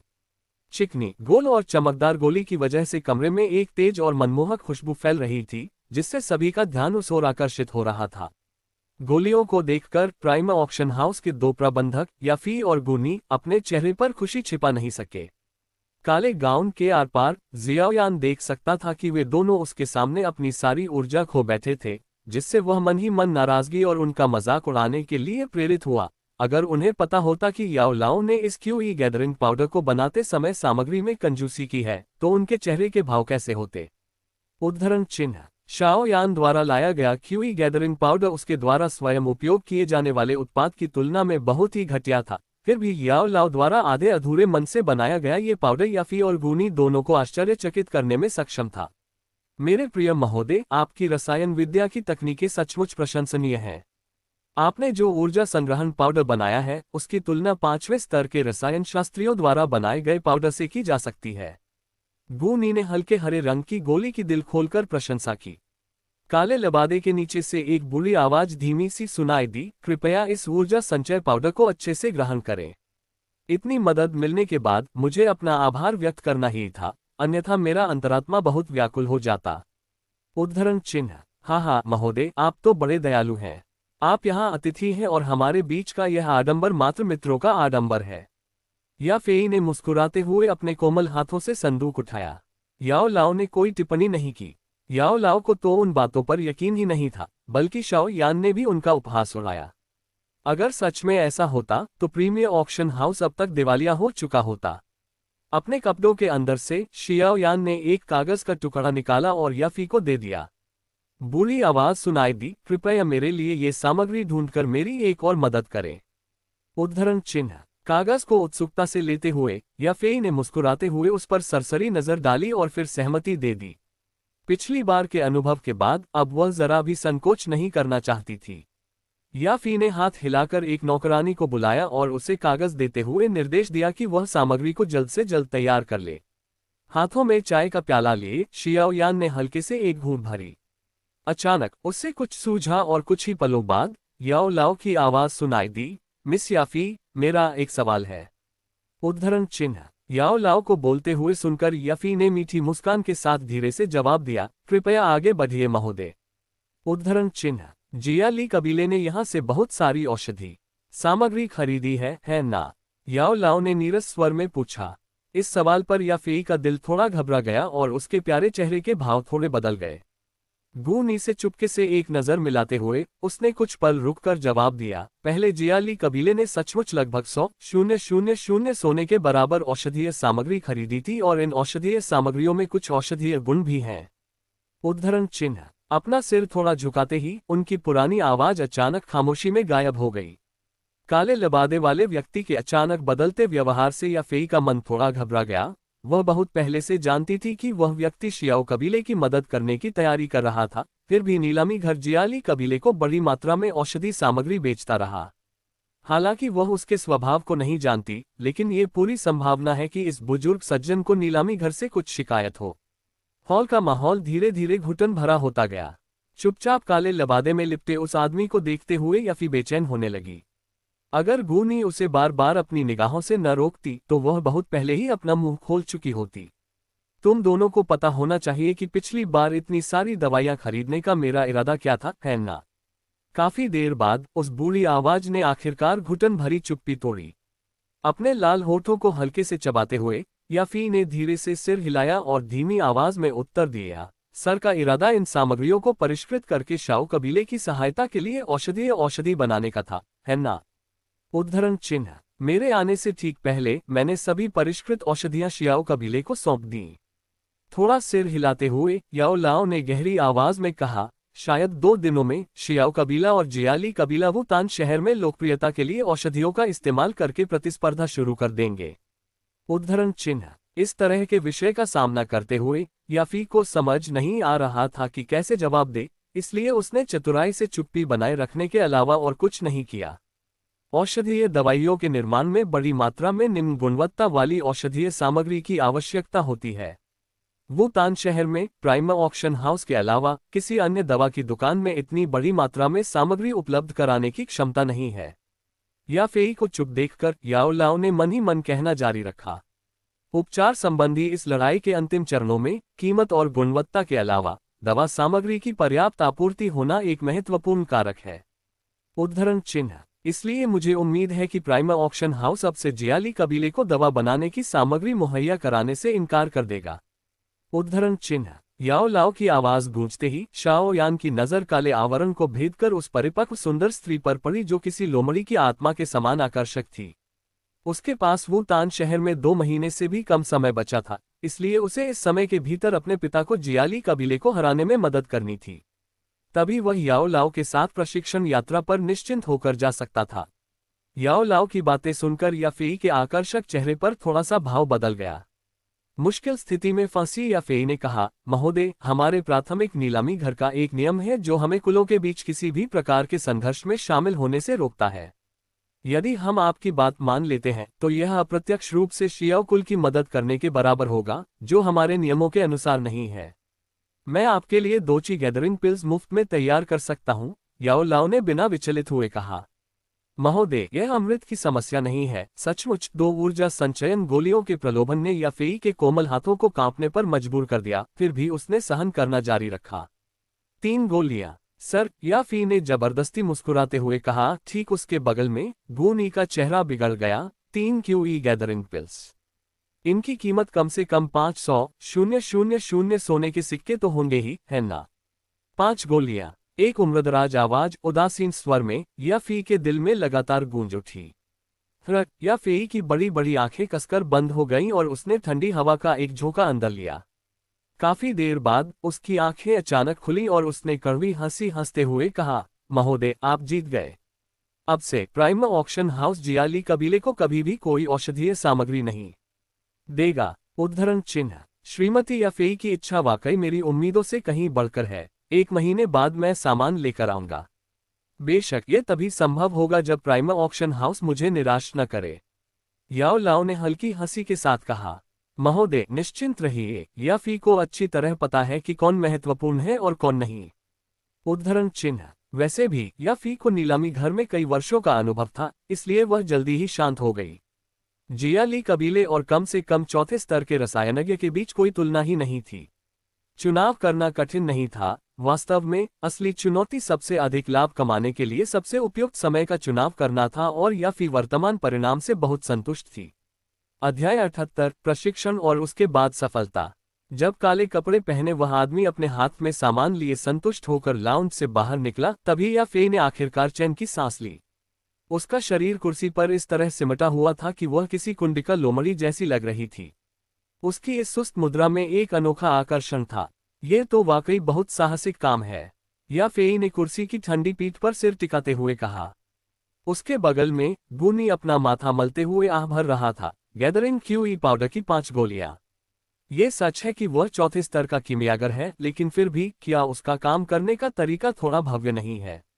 याफे ने सिर हिलाया और अपने लाल छोटे होठों को सिकोड़ते हुए खुद का मजाक उड़ाते हुए कहा, मुझे लगा था कि मैं उसके दबाव का सामना कर सकती हूँ, लेकिन किसने सोचा होगा। गुनी हंसते हुए बोली, अगर मैं तुम्हारी जगह होती तो मुझे डर है कि तीसरी गोली का जिक्र होते होते मैं हार मान लेती। तुमने मेरी उम्मीदों से कहीं बढ़कर 5वीं गोली तक हिम्मत बनाए रखी, इसलिए इस पर गर्व करो। उद्धरण चिन्ह। मैंने जो दिखाया वो था दृढ़ता। उसका प्रस्ताव सुनते ही मेरा दिमाग सुन्न हो गया और मैं ठीक से सोच नहीं पा रही थी। पर किसने सोचा होगा कि वो इतना बेबाक होकर 2 अतिरिक्त गोलियां भी दे देगा। याफे ने आंखें घुमाते हुए कहा। वह इस स्थिति पर हंसे बिना नहीं रह सकी। खैर, तथ्य तो तथ्य होते हैं, और तुम्हारे दिमाग के खाली हो जाने से प्राइम ऑक्शन हाउस को 400,000 की अतिरिक्त आय प्राप्त करने में मदद मिली। गुनी ने उसकी बात सुनकर हंसते हुए कहा। याफे ने अपने मुंह को हाथ से ढक लिया और हल्की हल्की हंसी हंसने लगी। कुर्सी से उठते हुए उसने आह भरी, लगता है अब जियाली परिवार की खैर नहीं। उद्धरण चिन्ह। गुनी ने भी सिर हिलाकर सहमति जताई। लेकिन क्या ये थोड़ा संदिग्ध नहीं लगता? क्या हमारे प्रिय महोदय शियाओ कबीले के लिए पूरी तरह से अजनबी नहीं है? फिर भी वे उनकी इतनी मदद क्यों कर रहे हैं? वे जियाली कबीले की आपूर्ति श्रृंखला को तोड़ने के लिए ची गैदरिंग पाउडर की 5 गोलियां देने को भी तैयार हैं, याफी ने संदेह भरी नजरों से देखते हुए कहा। कौन जाने, हमारे आदरणीय रसायनशास्त्री वाकई रहस्यमय हैं, है ना? मुझे नहीं पता था कि जियामा साम्राज्य में उनके जैसा कोई व्यक्ति भी है, गुनी ने बेबसी से कहा। याफे ने हल्के से सिर हिलाया, उसकी नजरें इधर उधर भटक रही थीं। कुछ बुदबुदाने के बाद उसने जवाब दिया, लगता है कि शाओ कबीले के साथ जबरदस्त संबंध रखना जरूरी होगा। इन गोलियों से मैंने नीलामी घर का मुनाफा 4 गुना बढ़ा दिया है। देखते हैं कि अगले कर्मचारी मूल्यांकन में कोई मुझे पीछे छोड़ पाता है या नहीं, है ना? उद्धरण चिन्ह। ये शब्द कहते ही उसके लाल होठों पर एक मुस्कान आ गई। अपने हाथों को पीठ पर रखते हुए वह गुनगुनाते हुए लाउंज से बाहर निकल गई। नीलामी घर से बाहर निकलते हुए जियाओयान ने एक लंबी आह भरी और धीमी आवाज में कहा, शिक्षक जी, आपका बहुत बहुत धन्यवाद। उद्धरण चिन्ह। शुक्रिया करने की क्या बात है? अगर जियाली कबीले को कुचल न दिया जाए तो क्या तुम प्रशिक्षण यात्रा पर जाते समय ध्यान केंद्रित कर पाओगे? याओ लाओ ने बेबसी से जवाब दिया। हे, शाओ यान मुस्कुराया और बिना कुछ और कहे उसने गलियों में अपने सामान्य घूमने फिरने का सिलसिला जारी रखा। फिर एक खाली कोने में अपना काला लबादा उतारा और सावधानीपूर्वक गली से बाहर निकलकर शाओ कबीले की ओर चल पड़ा। कबीले में वापस आकर जब जियाओयान कभी कभार कबीले के किसी अन्य सदस्य से मिलता था, तो वह महसूस कर सकता था कि उनकी निगाहों में ईर्ष्या और भी अधिक थी। स्पष्टतः आज हॉल में जो कुछ हुआ था, उसकी खबर कबीले में फैल चुकी थी। शाओयान ने इन निगाहों को अनसुना करते हुए अपने कमरे की ओर धीमी गति से चलना जारी रखा। जैसे ही वह एक मोड़ पर मुड़ा, लाल कपड़े पहने एक लड़की अचानक उसके सामने आ गई और उससे टकराने वाली थी। सौभाग्य से शाओयान ने समय रहते ब्रेक लगा दिया और उस भयानक दुर्घटना को सफलतापूर्वक टाल दिया जो होने ही वाली थी। शाओयान, गे, आखिरकार मैंने तुम्हें ढूंढ ही लिया। लाल पोशाक वाली लड़की एक कदम पीछे हटी और अपना सिर ऊपर उठाया। उसके युवा और मासूम चेहरे में एक अलग ही आकर्षण था। यह मेल थोड़ा विरोधाभासी था, जिसके कारण वह अपनी हमउम्र दूसरी लड़कियों से कहीं ज्यादा आकर्षक लग रही थी। इस आकर्षण ने शाओ यान को बार बार उसकी ओर देखने पर मजबूर कर दिया। जिस लड़की का चेहरा खुशी से खिल उठा था, वह कोई और नहीं बल्कि शियाओ मेई थी। शाओ यान की निगाहें शाओ मेई के सुंदर चेहरे पर घूम गईं। अपनी नाक रगड़ते हुए उसने नीरस स्वर में पूछा, क्या कुछ है? उद्धरण चिन्ह। इस कुछ अपरिचित अभिवादन को सुनकर शियाओ मेई का तेजस्वी चेहरा थोड़ा उदास हो गया। उसने धीमी आवाज में उत्तर दिया, कुलपति चाहते हैं कि शियाओ यान गेगे अध्ययन कक्ष में आए। उद्धरण चिन्ह। हम। थोड़ा चौंकते हुए जियाओ यान ने सिर हिलाया और मुस्कुराते हुए जवाब दिया, ठीक है, समझ गया, धन्यवाद। उसने अलविदा कहा और सामने के आंगन में स्थित अध्ययन कक्ष की ओर मुड़ गया। शाओ यान, आपका बहुत बहुत धन्यवाद, शाओ मेई ने धीरे से कहा जब उसने शाओ यान को सीधे और स्पष्ट कदमों से दूर जाते देखा। उसकी आंखों में थोड़ी निराशा झलक रही थी और उसने अपने होंठ दबा लिए। शाओ यान ने अपना कदम रोककर शाओ मेई की ओर बिना मुड़े बड़े ही सलीके से हाथ हिलाया और शांत भाव से जवाब दिया, कोई बात नहीं। उद्धरण चिन्ह। शाओ यान की दूर जाती हुई आकृति को घूरते हुए अचानक शाओ मेई ने हिम्मत जुटाकर पूछा, शाओ यान ब्याओगे? क्या आप जियानान अकादमी के प्रवेश परीक्षा में भाग लेंगे? उद्धरण चिन्ह। शायद। अपने दोनों हाथों को सिर के पीछे रखकर जियाओ याओ धीरे धीरे वहां से चली गई, ये शब्द कहते हुए। जब शियाओ मेई ने शियाओ यान का जवाब सुना तो उसका उदास लेकिन सुंदर चेहरा आखिरकार खिल उठा।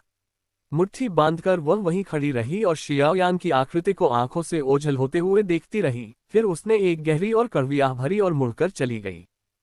शाओ यान कबीले में इधर उधर घूमता रहा और अंत में एक विशाल कमरे के सामने पहुंचा। उसने हल्के से दरवाजे पर दस्तक दी, धीरे से दरवाजा खोला और अंदर प्रवेश किया। कमरे में जियाओ जान और तीनों बुजुर्ग किसी बात पर चर्चा कर रहे थे, लेकिन जैसे ही उन्होंने जियाओ यान को अंदर आते देखा, वे सब एक साथ चुप हो गए। पिताजी, आप मुझे ढूंढ रहे थे?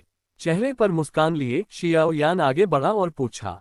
शाओ जान ने मुस्कुराते हुए सिर हिलाया और तीनों बुजुर्गों की ओर देखते हुए कुछ देर झिझकने के बाद धीमी आवाज में पूछा, आपको उस बूढ़े साहब को देखना चाहिए था, है ना? उद्धरण चिन्ह। हाँ। जियाओ यान ने अपना सिर झुकाया। स्वाभाविक रूप से वह समझ गया था कि जियाओ जान किस ओर इशारा कर रहा है। क्या तुम्हें पता है कि वह कहाँ से आया है? जियाओ जान ने बुदबुदाते हुए कहा, मैं उसे कुछ ही समय से जानता हूँ, मैं उसके मूल के बारे में कैसे पता लगा सकता हूँ? ये शब्द शियाओ यान के दिल से निकले थे क्योंकि वह वास्तव में नहीं जानता था कि याओ लाओ कहाँ से आया था। लेकिन मुझे पता है कि वह एक रसायन शास्त्री है, जियाओ यान ने मुस्कुराते हुए कहा। बकवास। जियाओ जान ने शरारती अंदाज में डांटते हुए मुस्कुराते हुए अपनी आंखें घुमाईं। शाओ जान ने सिर हिलाया और हंस पड़ा। अच्छे मूड में आकर उसने शाओ यान से याओ लाओ के बारे में कुछ और सवाल पूछे। हालांकि शाओ यान के उलझे हुए और बेतुके जवाबों के कारण अंत में शाओ जान को कुछ भी पता नहीं चल पाया। अरे छोटे बदमाश, मुझे तो पता भी नहीं चल रहा कि तुम नाटक कर रहे हो या नहीं। पूरी तरह से अनजान दिख रही शाओ यान को घूरते हुए शाओ जान ने बेबसी से अपना सिर हिला दिया। हाथ हिलाते हुए उसने आगे कहा, छोड़ो, जाओ और जो भी कर रहे थे करते रहो। अगर भविष्य में उस बूढ़े साहब से मिलो तो उन्हें नाराज मत करना। शाओ कुल का भविष्य उन्हीं पर निर्भर करता है। उद्धरण चिन्ह। शाओ यान ने कंधे उचकाते हुए टिप्पणी करने से इनकार कर दिया। एम्फ, शाओ यान, तुम्हारी वर्तमान आभा कुछ शक्तिशाली प्रतीत होती है, प्रथम एल्डर ने शाओ यान को घूरते हुए अचानक हकलाते हुए कहा। प्रथम एल्डर की बातों पर जियाओ जान भी चौंक गया और उसने अपनी निगाहें जियाओ यान पर टिका दी। कुछ ही देर में उसका मुंह खुला रह गया और वह आश्चर्य से बोला, तुमने 2 तक की पहुंच हासिल कर ली। उद्धरण चिन्ह। ये शब्द सुनकर दूसरे और तीसरे बुजुर्ग के मुंह के कोने खुल गए क्योंकि वे अविश्वास से अपने सामने खड़े युवक को घूर रहे थे। ठीक। शियाओ यान ने अपना सिर खुजाया और फिर मासूमियत से अपने हाथ फैलाते हुए कहा, मुझे लगता है ऐसा ही है, मैं तो बस हमेशा की तरह अभ्यास कर रहा था और फिर अचानक मुझे एक सफलता मिल गई। इस घटनाक्रम को देखकर जियाओ जान की आंखें चौंक गईं। उसे समझ नहीं आ रहा था कि हंसे या रोए और उसने कहा, यह किस तरह की प्रशिक्षण थी? उद्धरण चिन्ह। इस दौरान जियाओ जान को जियाओ यान द्वारा किए गए चमत्कारों की आदत हो चुकी थी। हाथ हिलाते हुए जियाओ जान ने मुस्कुराते हुए कहा, अच्छा हुआ कि तुमने सफलता हासिल की, अगर तुम्हारे पास समय हो तो रैंक परीक्षा संघ में जाकर रैंक बैच प्राप्त कर लो। उद्धरण चिन्ह। शाओ यान ने सिर हिलाया, उसके होठों के कोने शरारती अंदाज में ऊपर उठे। तो क्या मैं अब जा सकता हूँ? सच कहूं तो मैंने बस लगातार अभ्यास किया और फिर सफलता हासिल की। अब तुम जा सकते हो। आंखें घुमाते हुए जियाओजान ने मजाकिया अंदाज में उसे डांटा। ये नौजवान बेवजह लोगों को परेशान कर रहा था। क्या उसे सच में नहीं पता था कि जब ये तीनों बड़े बुजुर्ग अपने ची साइक्लोन को संघनित कर रहे थे तो 2 बार असफल होने के बाद ही वे 2 उजे बन पाए थे। तीनों बुजुर्गों के सख्त चेहरों को घूरते हुए जियाओयान मुस्कुराया और खिलखिलाकर हंस पड़ा। जियाओजान द्वारा दोबारा डांटने पर ही वह अध्ययन कक्ष से बाहर भागा। उस युवक की धीमी होती हंसी सुनकर तीनों बुजुर्गों के चेहरे थोड़े नरम पड़ गए। एक दूसरे को देखकर वे कड़वाहट से भरे चेहरों के साथ हंसे बिना नहीं रह सके। अध्याय 79 शियाओ कबीले का जवाबी हमला। शाओ यान से बड़ी मात्रा में उपचारात्मक दवाइयों के रूप में गुप्त सहायता प्राप्त करने के बाद, हालांकि शाओ कबीले ने इस खबर को सार्वजनिक नहीं किया, लेकिन उन्होंने पहले ही गुप्त रूप से जियाली कबीले के खिलाफ अपने जवाबी हमले की तैयारी शुरू कर दी थी। कुल भवन में घटी घटनाओं को शियाओजान और तीनों बुजुर्गों ने गुप्त रखा। औषधि से संबंधित हर बात को घोर निषेध की श्रेणी में रखा गया था। कुल का कोई भी सदस्य बाहरी लोगों से इसका जिक्र नहीं कर सकता था। यदि कोई भी व्यक्ति जानकारी लीक करता तो उसे कुल के नियमों के अनुसार दंडित किया जाता। शाओ परिवार की चुप्पी के साथ साथ जियाली कबीले का व्यवहार और भी अधिक अहंकारी होता चला गया और उन्होंने शाओ परिवार के बाजार के सभी ग्राहकों को अपनी ओर खींचने के लिए बिना किसी रोक टोक के हर तरह की चाल और प्रलोभन का इस्तेमाल किया। इसके बावजूद शियाओ परिवार चुप रहा। शाओ परिवार को चुपचाप देखते हुए देखकर उनके सहयोगी छोटे बलों में से कुछ निराश हो गए और उन्होंने भी गुप्त रूप से अपनी रक्षा के लिए आगे बढ़ने की तैयारी शुरू कर दी। सामान्य से कुछ अधिक विचित्र वातावरण के साथ 2 दिन शांतिपूर्वक बीत गए। आज भी मौसम बेहद सुहाना और मनमोहक था और जियाली कबीले का बाजार हमेशा की तरह गर्म और भीड़भाड़ वाला था। मुख्य सड़क पर लोगों के सिर पानी की तरह बह रहे थे। वसंत ऋतु की वापसी के स्टॉल पर तो और भी ज्यादा भीड़ थी। चीखने, चिल्लाने, डांटने, फटकारने और हाथापाई की आवाजें एक ही जगह जमा हो गई थीं। कान फाड़ देने वाली आवाजें बादलों को चीरती हुई सुनाई दे रही थीं। भूरे रंग के दवा काउंटर के पीछे जियाली कबीले का एक दवा विक्रेता दवा के लिए लड़ रहे भाड़े के सैनिकों को देख रहा था। उसके चेहरे पर गर्व भरी मुस्कान थी, क्योंकि वह जानता था कि दवा का एकमात्र आपूर्तिकर्ता होने के कारण उसे फायदा है। जियालीकू जियाली कबीले की एक प्रमुख सदस्य थी और जियाली कबीले के सबसे लोकप्रिय बाजार की प्रभारी थी।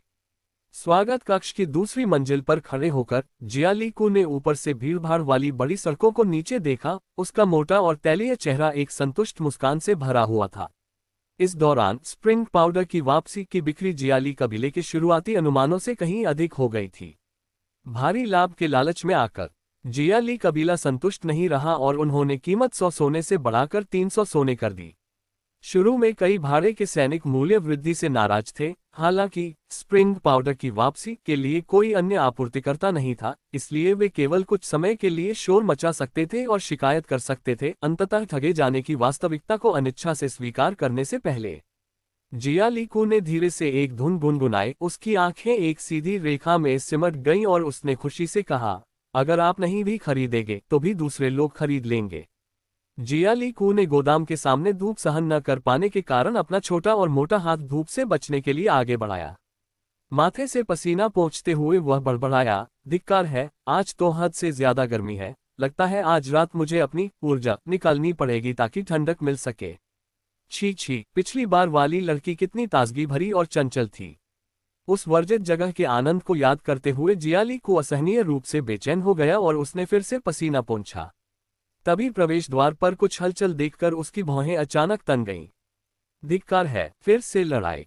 ये भाड़े के सैनिक तो सिर्फ ताकतवर हैं, दिमाग बिल्कुल नहीं। क्या इन्हें पता नहीं कि इनके द्वारा तोड़ी गई चीजों को ठीक कराने में पैसा लगता है? इस गड़बड़ी को देखते हुए जियालीकू ने झुंझलाहट में बड़बड़ाना शुरू कर दिया। शियाओ क्लैन मार्केटप्लेस में अब औषधीय दवाएं भी बिकने लगी हैं। उद्धरण चिन्ह। जिस समय जियालीकू अशांति को शांत करने के लिए गार्ड भेजने की तैयारी कर रहा था, तभी अचानक मुख्य सड़क से एक तेज चीख सुनाई दी।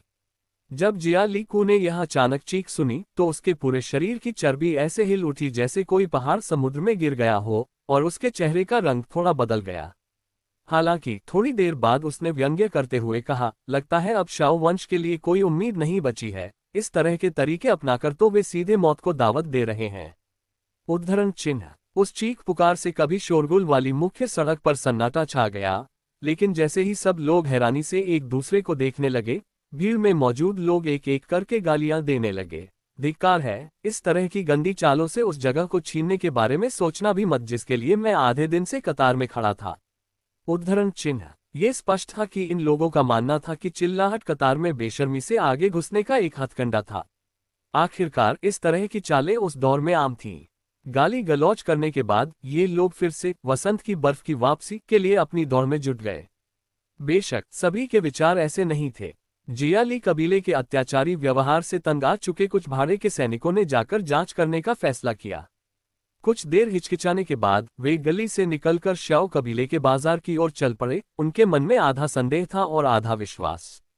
ऊपर खड़े होकर जियाली कू ने मुख्य सड़क पर अब भी बेहद लोकप्रिय जियाली परिवार को देखा।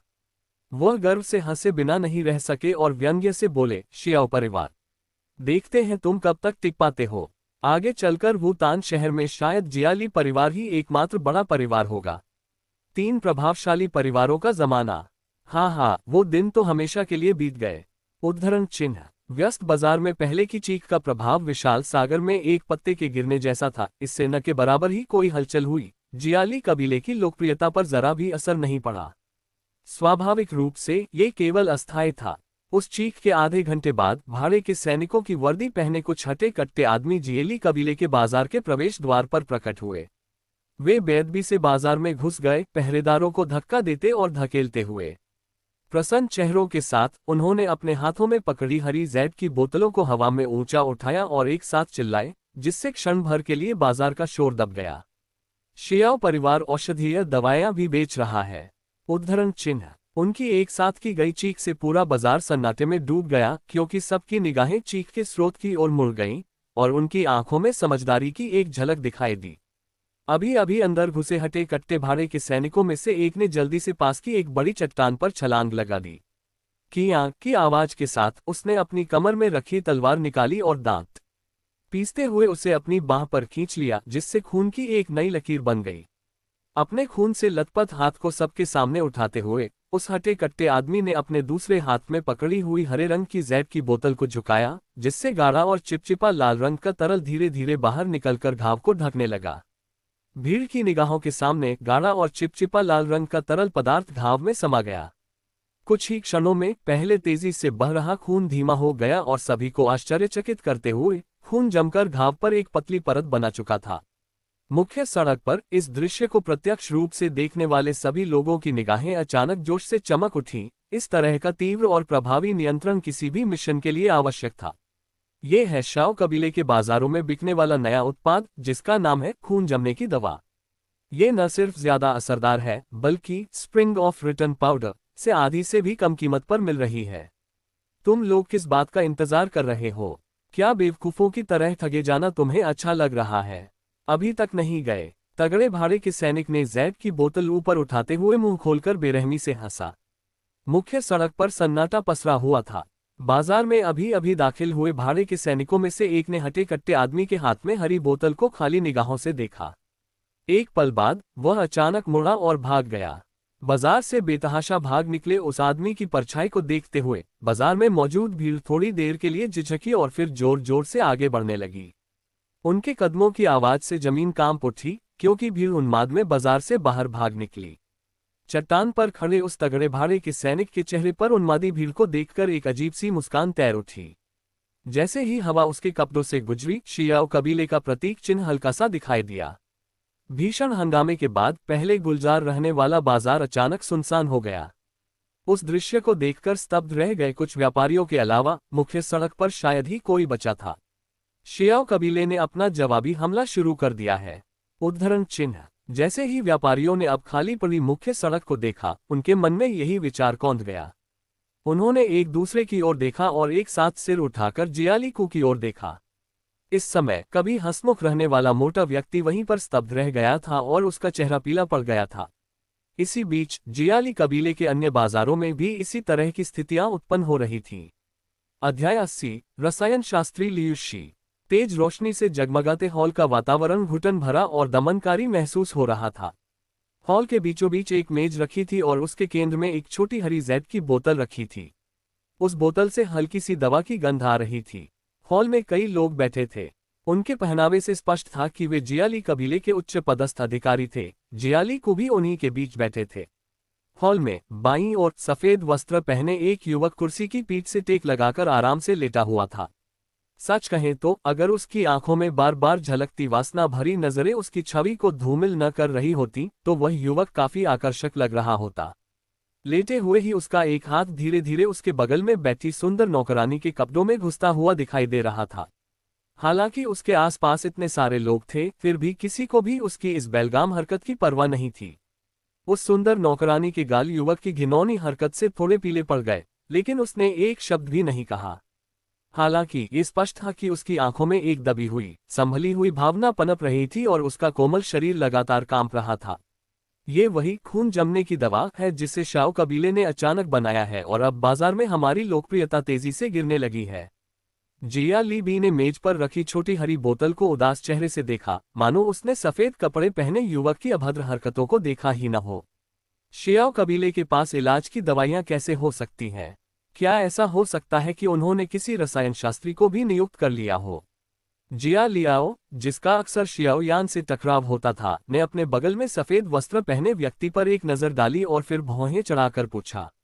जिया ली बी ने अपनी बुरी झुर्रीदार आंखों को सिकोड़ते हुए चेहरे पर एक कुरूप भाव के साथ कहा, क्या किसी को नीलामी घर में मिले उस रहस्यमय रसायनज्ञ की याद है? उस समय ऐसा लग रहा था कि वह शियाओ कबीले का पक्ष ले रहा था। अगर ये रक्त का थक्का जमाने वाली दवा उसी ने बनाई है तो हम बड़ी मुसीबत में हैं। जैसा कि आप सभी जानते होंगे, वह व्यक्ति तीसरे दर्जे का रसायनज्ञ हो सकता है। उद्धरण चिन्ह। तीसरे दर्जे का कीमियागर शब्द सुनकर सफेद कपड़े पहने युवक ने अनिच्छा से नौकरानी के शरीर पर घूम रहे अपने हाथ को रोका। वह आगे बढ़ा और छोटी हरी बोतल उठाकर उसे सूंघा, फिर उसमें से थोड़ी सी दवा निकालकर उंगलियों के बीच हल्के से मली। व्यंग्य भरे स्वर में उसने कहा, तीसरे दर्जे का कीमियागर? बकवास। ये रक्त जमाव की दवा स्प्रिंग पाउडर से कहीं अधिक प्रभावी है, लेकिन इसकी गुणवत्ता के आधार पर इसे बनाने वाला व्यक्ति स्पष्ट रूप से मुझसे निचले दर्जे का है। इस दवा की अधिक प्रभावशीलता इसकी अनूठी विधि के कारण है।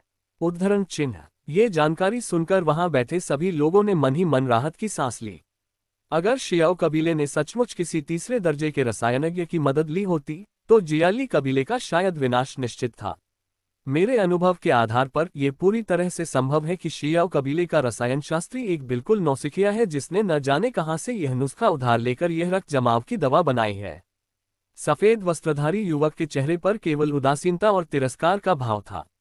हे दवा की एक छोटी सी बोतल से किसी कारीगर की कुशलता देख पाना, लियू शीदागे की अंतर्दृष्टि वाकई अद्भुत है। जिया लियाओ ने थोड़ी सी चापलूसी भरी मुस्कान के साथ कहा, यह तो बस एक रसायन शास्त्री के बुनियादी कौशलों में से एक है। लियू शी कहकर इतनी चापलूसी किए जाने पर सफेद वस्त्र पहने युवक ने विनम्रता से अपना सिर हिलाया, हालांकि उसके चेहरे पर एक स्पष्ट प्रसन्नता झलक रही थी जिसे उसके चारों ओर बैठे धूर्त बूढ़े लोगों ने देख लिया। भले ही गुणवत्ता के मामले में return of spring powder blood clotting medicine से पीछे रह जाता है, लेकिन दोनों में बहुत ज्यादा फर्क नहीं है। हमारे बाजारों की लोकप्रियता घटने का मुख्य कारण यह है कि हमने पहले कीमतें बहुत ज्यादा बढ़ा दी थीं। कीमतों का पुनर्मूल्यांकन करने के बाद हमारी लोकप्रियता धीरे धीरे वापस आ जाएगी, लेकिन इसे पहले जैसी कीमत पर लाना मुश्किल होगा। आखिरकार ब्लड क्लॉटिंग मेडिसिन कई ग्राहकों को अपनी ओर खींच लेगी। ऐसा लगता है कि भविष्य में शियाओ परिवार भी वुतान शहर के औषधि बाजार में अपनी पकड़ मजबूत कर लेगा। जिया ली बी ने धीरे से बुदबुदाया, कीमतों का पुनर्मूल्यांकन करें। ये शब्द सुनकर लियू म्यू ने अपनी भौहें सिकोड़ ली। जाहिर तौर पर वो कीमतों में अचानक हुई किसी भी कमी को स्वीकार करने के लिए तैयार नहीं थे, क्योंकि उन्हें ऊंची कीमतों की आदत हो चुकी थी। लियू मू के चेहरे के भाव देखकर जिया ली बी ने मन ही मन लियू मू की मूर्खता पर गुस्सा किया, फिर मुस्कुराते हुए विनम्रतापूर्वक समझाया, श्रीमान लियू मू, वर्तमान बाजार की स्थिति पहले जैसी नहीं है। पहले वुतान शहर में औषधियों के बाजार पर हमारा एकाधिकार था, लेकिन अब ऐसा नहीं है, इसलिए हमें अपनी लोकप्रियता वापस पाने के लिए कीमतें कम करनी होंगी। उद्धरण चिन्ह। लियू मू ने अनिच्छा से सिर हिलाया, होंठ सिकोड़ते हुए कहा, जो चाहो करो, लेकिन याद रखना, भले ही तुम कीमत कम कर दो, मुझे वह हिस्सा तो मिलेगा ही जिसके बारे में हमने तब बात की थी जब दवा की कीमत 300 सोने के सिक्के थी। उद्धरण चिन्ह। जिया ली बी की आंखों में क्रोध का बादल उमड़ने लगा और उनकी आंखें फड़कने लगीं। उन्होंने शांत होने के लिए गहरी सांस ली। उनके चेहरे पर अब भी मुस्कान थी, लेकिन ऐसा लग रहा था जैसे वह थोड़ा ठंडा पड़ गया हो। हाँ बिल्कुल, मैं लियू मू का हिस्सा जरूर चुकाऊंगा, जैसा कि हमने तय किया था। उद्धरण चिन्ह। ठीक है। चेहरे पर संतुष्टि का भाव लिए लियू मू ने सिर हिलाया और एक बार फिर अपनी सीट पर लौट आया। पहले से भी अधिक उत्तेजित होकर उसने सुंदर नौकरानी को अपनी गोद में खींच लिया। श्री लियू मू, हमारे पास स्प्रिंग पाउडर वापसी का स्टॉक बहुत कम बचा है। मैंने पहले ही प्राइमा ऑक्शन हाउस में सामग्री खरीदने के लिए लोगों को भेज दिया है। जब समय आएगा तो मुझे खेद है कि मुझे आपको फिर से असुविधा होगी, जिया ली बी ने मुस्कुराते हुए कहा और आगे बताया। इसके अलावा मैंने कल ही 2 कीमती तागे एयर डेजर्ट स्नैक वुमन खरीदी हैं और मैंने उन्हें आपके कमरे में भेज दिया है। उद्धरण चिन्ह। जब लियू मू ने सुना कि उसे दोबारा औषधि बनानी होगी तो उसके चेहरे पर स्पष्ट रूप से अधीरता झलक उठी, लेकिन नाग स्त्री, ये 2 शब्द सुनते ही उसकी अधीरता तुरंत एक विकृत भाव में बदल गई। उसकी आंखों में वासना की आग जल रही थी। उसने सिर हिलाया और स्थिति को अपने हाथ में लेते हुए कहा, जब तक औषधि की पर्याप्त सामग्री है, कुल प्रमुख को स्प्रिंग पाउडर की मात्रा के बारे में चिंता करने की आवश्यकता नहीं है। उद्धरण चिन्ह। लियू मू को इतनी आसानी से वश में होते देख जिया ली बी के होठों के कोने तिरस्कार से भर गए। मन ही मन उसने ताना मारा, केवल वासना से नियंत्रित विचारों वाला, रसायन विद्या जानने के अलावा उसमें कोई और खूबी नहीं है। उद्धरण चिन्ह। जिया ली बी ने सिर हिलाते हुए उपहास किया, फिर दोनों हाथों से चाय का कप उठाकर मुंह से एक घूंट लिया और फिर उस विषय पर बात करने लगा जिसमें लियू म्यू को सबसे ज्यादा दिलचस्पी थी, यौन संबंध। और इस दौरान वह लगातार मुस्कुराता रहा।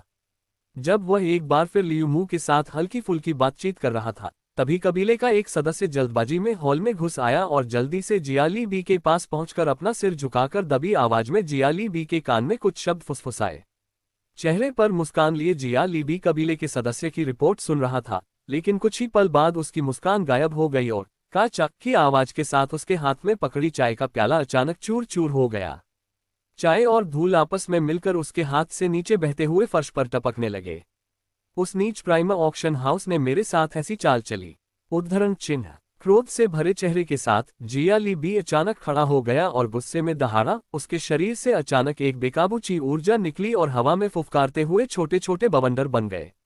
जिया ली बी के सबसे करीब बैठे जिया ली आओ को अपने पिता से निकलने वाली तीव्र ऊर्जा के कारण अचानक सांस लेने में कठिनाई होने लगी और वह घबराकर कुछ कदम पीछे हट गया।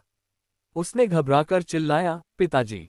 उद्धरण चिन्ह। जिया ली आओ की चीख सुनकर जिया ली बी को होश आया। उसका चेहरा थोड़ा सा सिकुड़ा, फिर वह ठंडे स्वर में बैठ गया और बोला, प्राइमा ऑक्शन हाउस ने हमारे जियाली कबीले को दवा बनाने की सामग्री बेचने से इनकार कर दिया है।